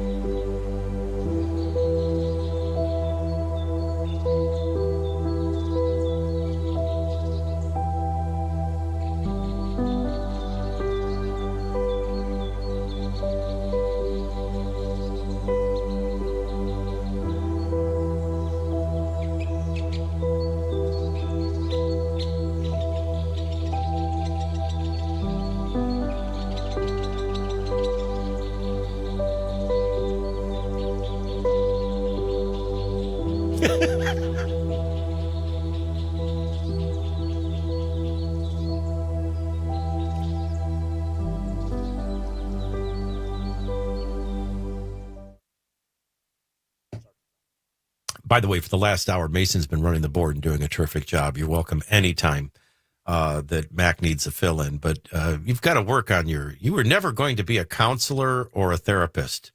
He gives no responses to my whatever you call me, crazy. He just goes, your mic is on. No. Hey, I'm too new at this. I'm trying to get used to everything. No, I know. It's just like, I'm ranting like a madman over here. Some people would call it funny. Some people would call it disturbing. And he's just like, and your mic is on. Call it first week jitters, I guess. First week jitters, yeah. You'll get an opinion sooner or later. Cloudy 54 in Franklin this hour, 55. I'm loving this guy. Ken, I'm loving him. This one's going to be. That's dangerous. You know what? It'll be, don't get attached. This one's too good. He'll be gone before he starts. That's what I was going to say, man. You're going to find out Mason just got a gig at NBC New York. They heard him fill in 1 hour and boom, he's NBC Studios in New York. Hire that man. 30 Put it Rock. out there, you never know what happens. 30 Rock before he ever fills in one show. You're doing great, Mason. 54 in Franklin, 55 in Mount Juliet, 55 down in the borough. Downtown on Music Row, the statues are naked. It's 54 degrees.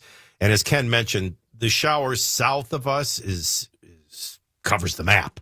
You're getting some of the upper stray bands of light rain. So those could be passing, but by and large, cloudy skies, 54 degrees. Dow has been up over 100. It's been down over 100. Right now it's down 24. NASDAQ is up $6 and the S&P is down $1. It's one big flat volatility is what it really is. But I'll call the market flat. By the way, while I have all three of your attention, I want to thank Jason, who is most likely, I have several listeners I could do a show with. Jason's one of them. Thank you, Jason. As I get older, I'm going to need you more than ever.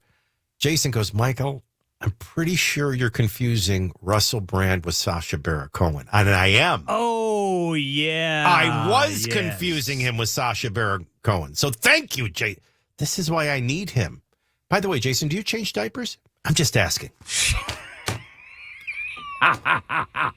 As for Russell Brand and his high-speed brilliance, that's next. I'm going to talk to you about Brentwood Jewelry. This really is the official jeweler of my home. And let me say right out loud, if ever the moment comes where Mac has the big question for Hannah, if he goes anywhere but Brentwood, I will break his legs and replace him with Mason. Why? Because this is a family jeweler for 50 years. Dad's still there, son's there, mom still wraps presents. Under the glass, quality, affordability. In 50 years, we've done a lot of engagements. So if you can think something, we can create it, because behind the wall is 10 master jewelers to create something one of a kind. But no matter what the occasion is, what I love about Brentwood Jewelry, and I've bought a ring for $100 for my daughter, I've spent thousands on my wife. But whatever I buy there, I'm able to make an impact and express love. And not just at Valentine's Day, not just at Christmas, all year long. Exceptional style, exceptional deals, every day for 50 years. Rockwellian in its appearance, family owned and operated, just off Franklin Road on Church Street in the heart of Brentwood. They're the official jeweler of my home. I pray you'll give them a chance, your next big occasion. Brentwood Jewelry. Church Street, Brentwood, online at brentwoodjewelry.com.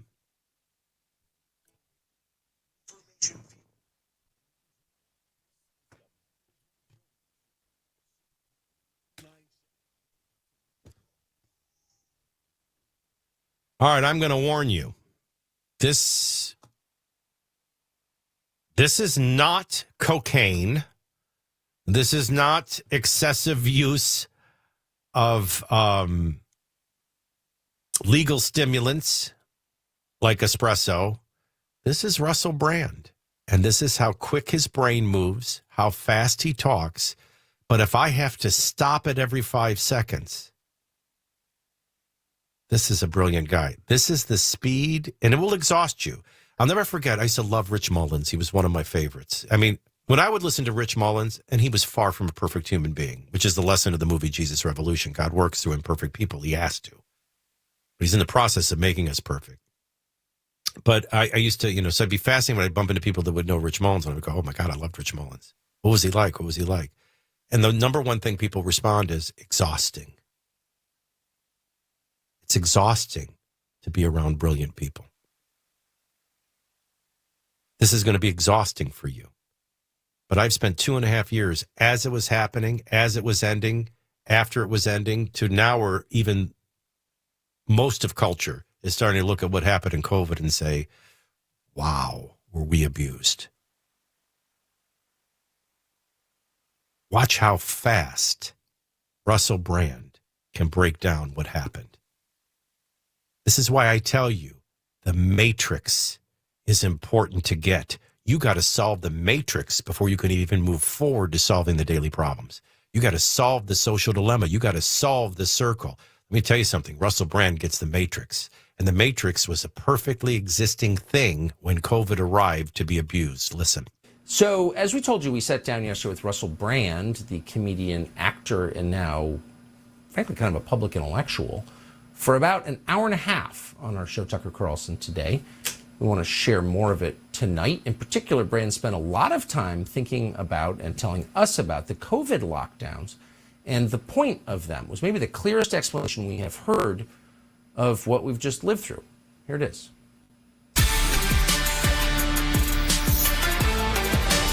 I think COVID provided a lens through which we could scrutinize the machinery of power and how the intentions and agenda of power are able to play out, coalesce, and let's call it conspire when a crisis occurs. How a globalist tendency to increase surveillance, a big tech appetite to capture data, and a comparable appetite within government converge. As the great American comedian George Carlin used to say, there is no need for conspiracy where interests converge. It seems that even if at its advent it was a legitimate crisis, and I certainly wouldn't make any contention around that, it was opportunistically handled in order to enhance regulation and control at a time where regulation and control are increasingly difficult to implement as people are more suspicious of institutional power. So in a sense, the best way to understand COVID, I believe, is to take COVID out of it and look at how the institutions, both corporate and government, behaved around it. Boom, I got to hit stop. Do you realize everything he just covered in about 38 seconds? You ought to be in awe of the ground he just covered in 38 seconds. I don't know Russell Brand. I don't think I've ever seen him in a movie. I don't think I've ever seen his stand-up. Russell Brand gets the matrix. He gets the social dilemma. He gets the circle. What a brilliant way. A brilliant way I haven't even thought of. I mean, I kind of have, but I never said it that way. Take COVID out of it. If you want to see the abuse, take COVID out of it. That's why I always used to say, it couldn't get you to do all this with global warming because you didn't really buy it. It wasn't really immediate, and it didn't threaten your life right this second as they made it. That's why they made it so hysterical. It's what they did with COVID. So take COVID out of it, and let's just look at what they did. Look at what your doctor did. Look at who he was following. Look at what the CDC did. Look what the World Health Organization did. Look at what your governor did. Look at what health departments and communities did with no authority. Look how they changed election laws without going through legislatures. Look at what everybody for their own narcissistic agenda, narrative, and personal power did to control you. From moment one, they were saying, stay home, stay safe. This is the new normal. Then they told you, wear a mask or be banned, get vaccinated or lose your job. Everybody, it wasn't just one. It was all of the above pounced on the moment to take advantage of you and your vulnerability. By the way, that's 38 seconds of Russell Brand. Don't you want to hear the next 38? And the 2.5 minutes after? Can you handle the truth? I hope so, because I'm playing it for you next.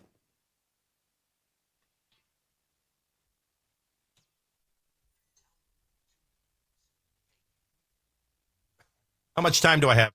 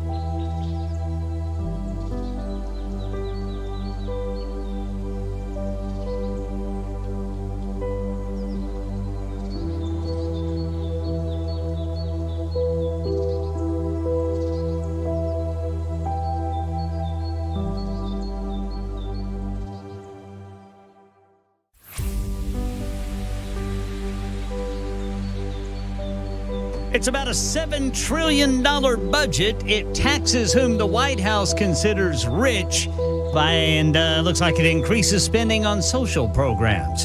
And there is quick reaction to a bill passed in the General Assembly and signed by the governor this morning. That quick reaction from Metro City Government. Details at 11:30 on Super Talk 99.7 WTN. Oh, we have 5 minutes. I want to wrap up. Not Sacha Baron Cohen, but Russell Brand and his visit with Tucker Carlson, as he's pretty much laying out all the abuses of everybody in power with the goal of controlling you and how they behaved. And he just stopped saying, maybe the best way to understand it is to remove COVID from the equation and just look at what everyone did. And that's where we pick it up. How did they benefit? How did they utilize it? What narratives did they disseminate, and which narratives did they control and curtail? Even with the recent text messages from our health minister at that time, Matt Hancock, you can explicitly see it was exploited. Oh no, we need to scare people. Is there any way high net worth individuals can get into the country? All these conversations that many people that are cynical about the behavior of the powerful believed were happening were indeed happening. Now, this is when we were going through it in real time. These were all my great concerns. Even the tickers that you would see on the bottom of television screens, no matter what network you were watching. Total number of cases, total number of hospitalizations, total number of deaths. Now, Johns Hopkins from the very beginning said a mild, cold-like virus for virtually all. However, if you're elderly, it can be deadly. If you had pulmonary or heart issues, it could potentially be very dangerous. We later learned, this we didn't even know from the beginning, really the most affected were smokers, the obese, and the diabetic. Which is why I always say, today's Pfizer commercials are what they should have been saying all along, but it isn't. They wanted to hype the hysteria. You must social distance or you'll die. Not if you're one of these with pre-existing conditions that it could be dangerous, 1%, 2% tops. No, the notion was you get it, you die. And then everybody that died was considered a COVID death, even though they didn't die of COVID. This all built up this hysteria, built up this fear, which made you controllable. Now, you're not going to hear Russell Brand say this, but my biggest observation is that COVID revealed more than it did. And I think that's what Russell Brand got in the same way. Now, he doesn't have the same perspective I do. Mine was it showed me how dead the church was. You are way more of this world than just in it. You are way more earth life focused than eternally focused. Even the bizarreness that all of us just suddenly looked at death, it's inevitable, like it was something new. But it made you controllable.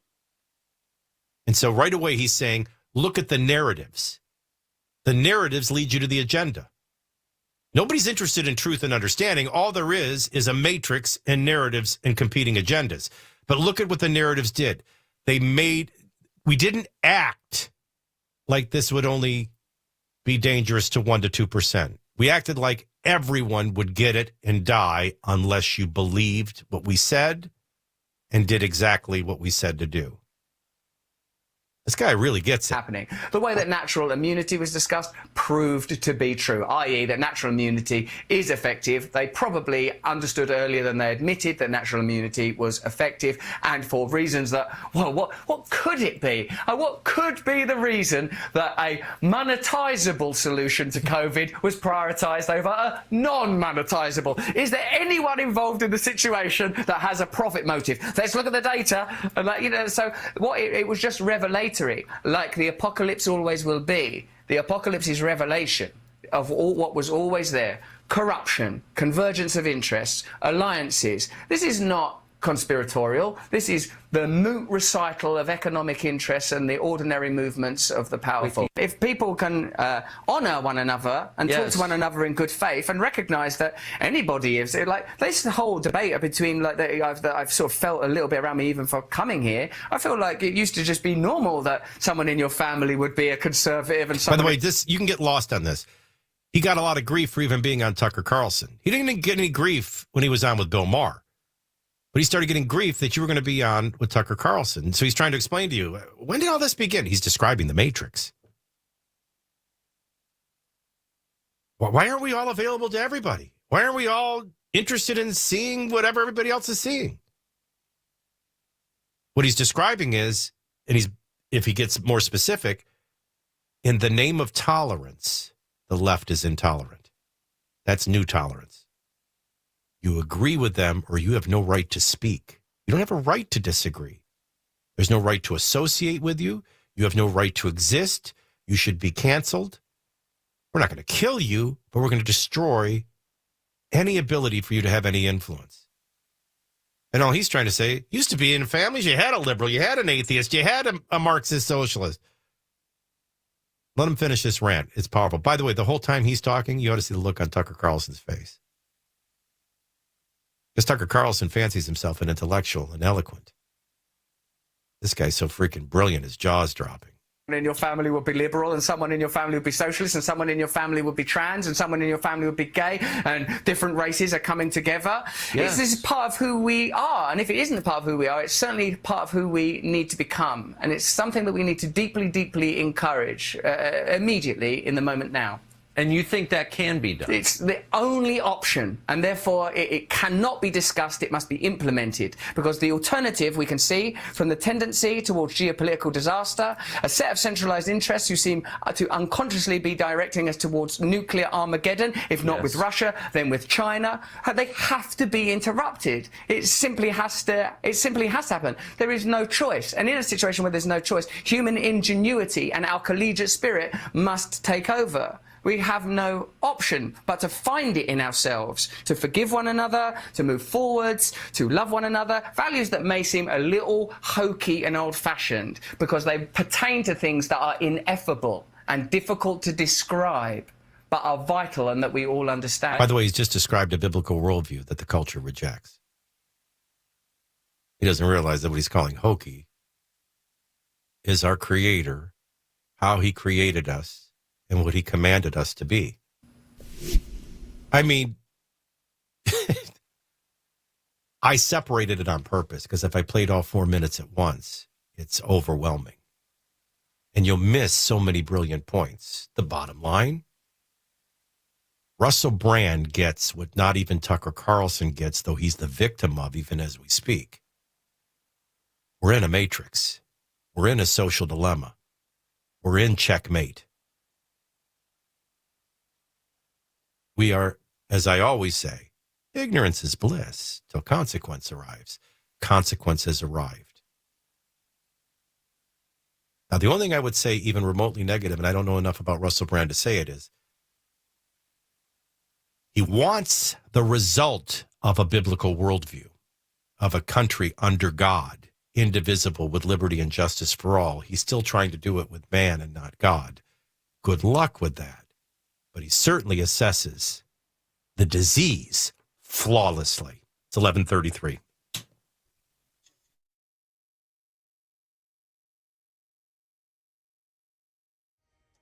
I'm Ken Weaver with your top stories, and just in time for lunch in Williamson County, we have a road closed. It is Wilson Pike, southbound between Clovercroft Road North and Clovercroft Road South. And that is due to a crash. Right now in Tennessee, the General Assembly has passed and Governor Lee has signed a bill into law that limits city councils to 20 members. Metro Council, which has 40, and that's significant. Looks like Metro Legal now out with a statement indicating it stands ready to go to court to fight that law. And in the budget plan he's releasing today, President Biden will propose significant new social spending programs, including establishing a national paid family leave program and once again expanding the child tax credit as high as $3,600. He's planning to do that by raising taxes by about $5.5 trillion. Taxes, he says, will be raised on the wealthy. That's the latest news. Traffic and weather next. I'm Ken Weaver, WTN News. This just in. Here's what people do to stop snoring. A firm pillow over the head till breathing stops. No. That's right. Do you snore? Do you snore, Brother Ken? Yes, I do. My wife can almost turns on our sound machine every night. As you know, I'm boring. I can't snore. I wear a CPAP. But I picture your beard like, and then going, waving. 56% of adults say yes, they snore. 54% of those who have tried all kinds of tricks to stop the sound were revealing some of their things. Common snoring hacks, including an extra pillow, drinking more water, nasal strips, avoiding alcohol. I guess alcohol can make you snore worse. I don't believe that. Even taping one's mouth shut. Now, my wife would love to do that. I mean, that would be, thank God I don't, Andrea's like addicted to the of my sleep machine, and she can't sleep when I'm gone because that white noise is missing. Yes. I can tell you, I grew up in a room with my brother Bobby, who was a snorer, and it was a race to see who could fall asleep first, because if he fell asleep first, I wasn't going to sleep that night. Right. That's how loud it was. And I would, I got used to, like, if I could wake him up and then try to race and fall asleep, but it became a game that was, filled with adrenaline. But I would throw like shoes at him, and then he'd be like, and then he'd go, I know you threw that shoe at me. It was like really bizarre, but it's such a struggle for people that have it.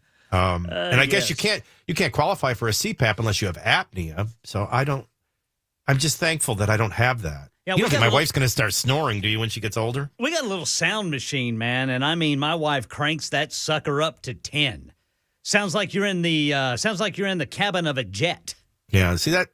She's not going to put up with that so long. Pretty soon, you're going to find out. Once the kids move out, she's going to go to another room. Then you're going to be like the people in the Gilded Age. My darling, before I return to my quarters, may I spend some time with you? Which is still, I do that with Andrew, even though we share a room. I just like the formality of it. What would cause you to leave a hotel room without a refund? The vacationers surveyed 1,017. How'd they arrive at 1,017? That's enough. Let's stop. 1,017 American adults to see what irks travelers the most. The biggest deal breakers. Bed bugs.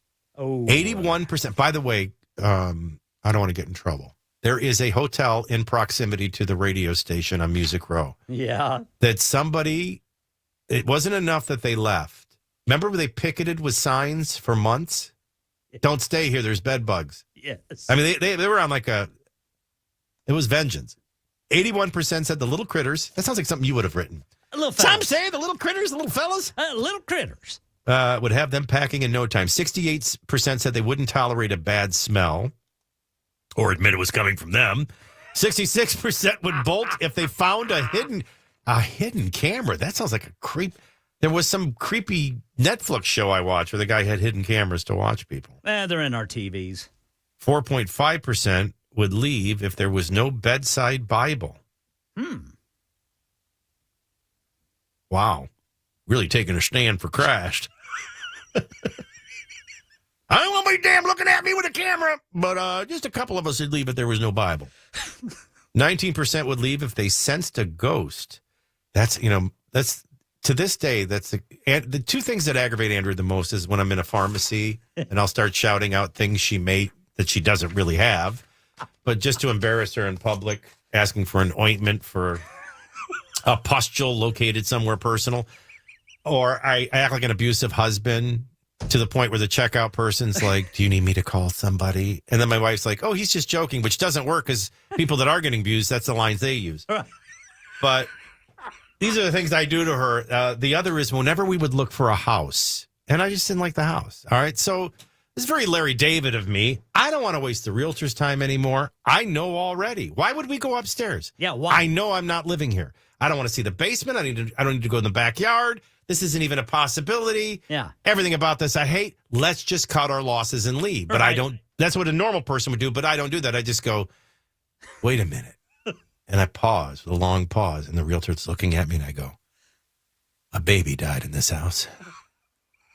And then they're like, what? Really? Yeah, I sense it. And then my wife goes, oh, he's just saying that. But that's how I get out of it. Maybe that's what I'll start doing in bad hotel rooms. Here's one for us fatties. It seems like you can trick yourself into believing that you've eaten more than you've eaten. Oh, no, you can't. I can visualize 12 Krispy Kremes gone in a box. Bet you can, Maddie. But I know I didn't eat them yet. God, I wonder if is there a better, a lot of people say, my people perish without a vision. My vision is the warm, hot light is on right now at Krispy Kreme. Have you ever been driving on Mallory Road in Cool Springs and you're like, did we pass Moore's yet? And then you start looking on the left and you go, is that the warm, hot, fresh donut light blinking? Even with their new hours, I break in and just lick the batter. Oh. No, but according to this theory, by the way, I like this. A study of 151 people. 151. We really wanted 152, but we just stopped at 151.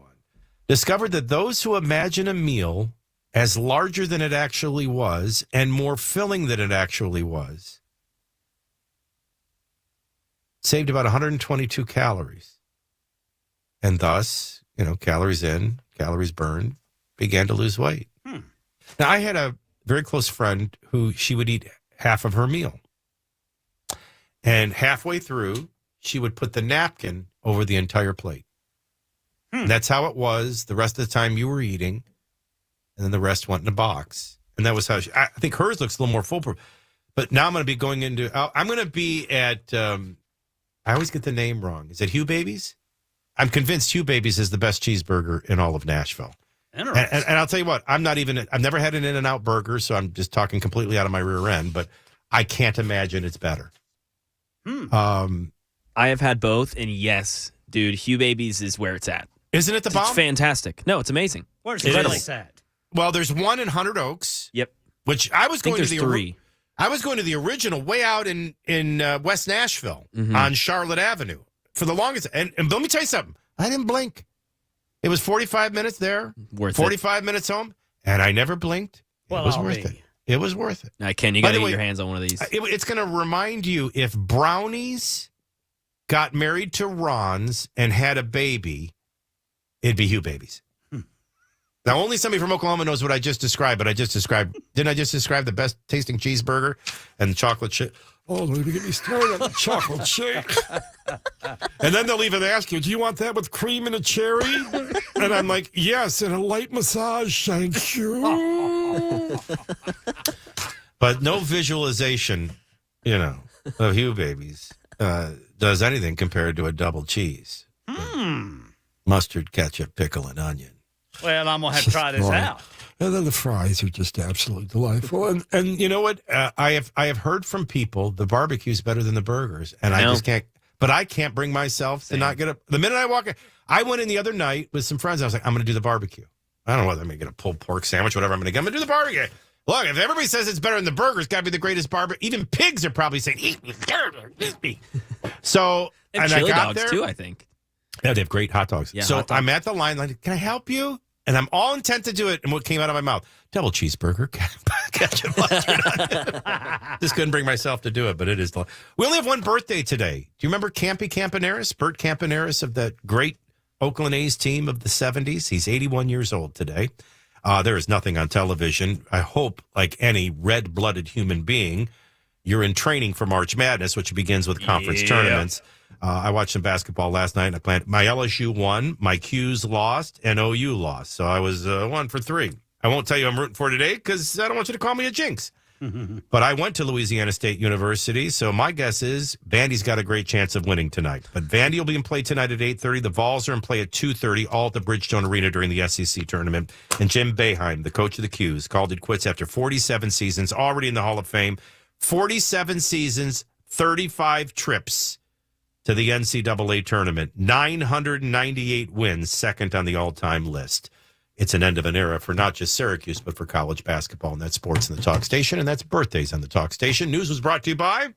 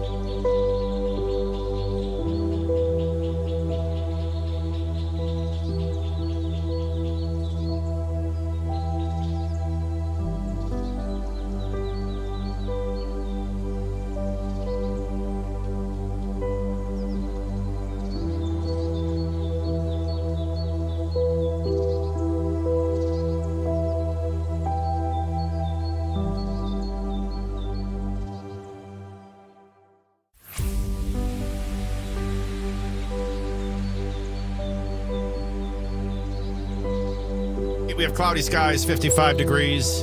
Dow's down 50, NASDAQ's down 14, S&P's down 6. It's not a lot. Market's basically flat. Senator Joe Manchin. Boy, this guy had it all, didn't he? I'm trying to remember, what was the movie with Kevin Costner where he was it Swing Vote? The election came down to one vote and he hadn't voted yet, so he was going to decide the election, one person. That's kind of where Joe Manchin found himself. He should have become the most powerful, after the first midterm election, the most powerful person in all of Washington. Squandered. And now he's trying to be the victim when he's the problem. But anyway, Senator Joe Manchin on Wednesday announced that he will vote against Daniel Werfel, President Biden's choice to head the IRS. Reason? I'm unhappy. I'm unhappy with how the Biden administration implemented the Inflation Reduction Act, which, by the way, he caved on. So I don't know why you wouldn't think he'd eventually, who cares what he says he's going to do? He's likely to cave on Daniel Werfel before it's over. But he caved. He allowed it to become a reality. And now he's unhappy. Why? The Biden administration implemented it, providing nearly $80 billion in new funding for tax enforcement. All things that was discussed prior to him voting for it. Manchin fuming mad over the administration's implementation of the generous electric vehicle tax credits that were also included in sweeping climate tax reform bill that was passed last year. At every turn, this administration has ignored congressional intent when implementing the Inflation Reduction Act. And I'm just sitting here and I'm like, stop right there, you moron. The President of the United States is over the executive branch of government. He only has the power to execute. Only Congress can create laws, create taxation, and create actual spending. You think you're the victim? You're furious? If you and your colleagues did your jobs, you wouldn't be feeling betrayed. And you're not the victim. We, the people, are. Not career politicians.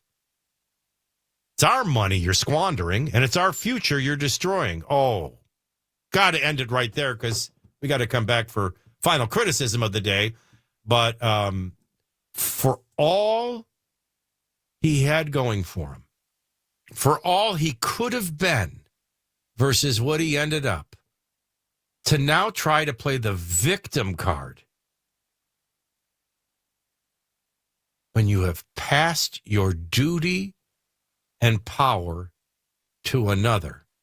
You're not the victim, sir. We are. You, Joe Manchin, are the loser of the day.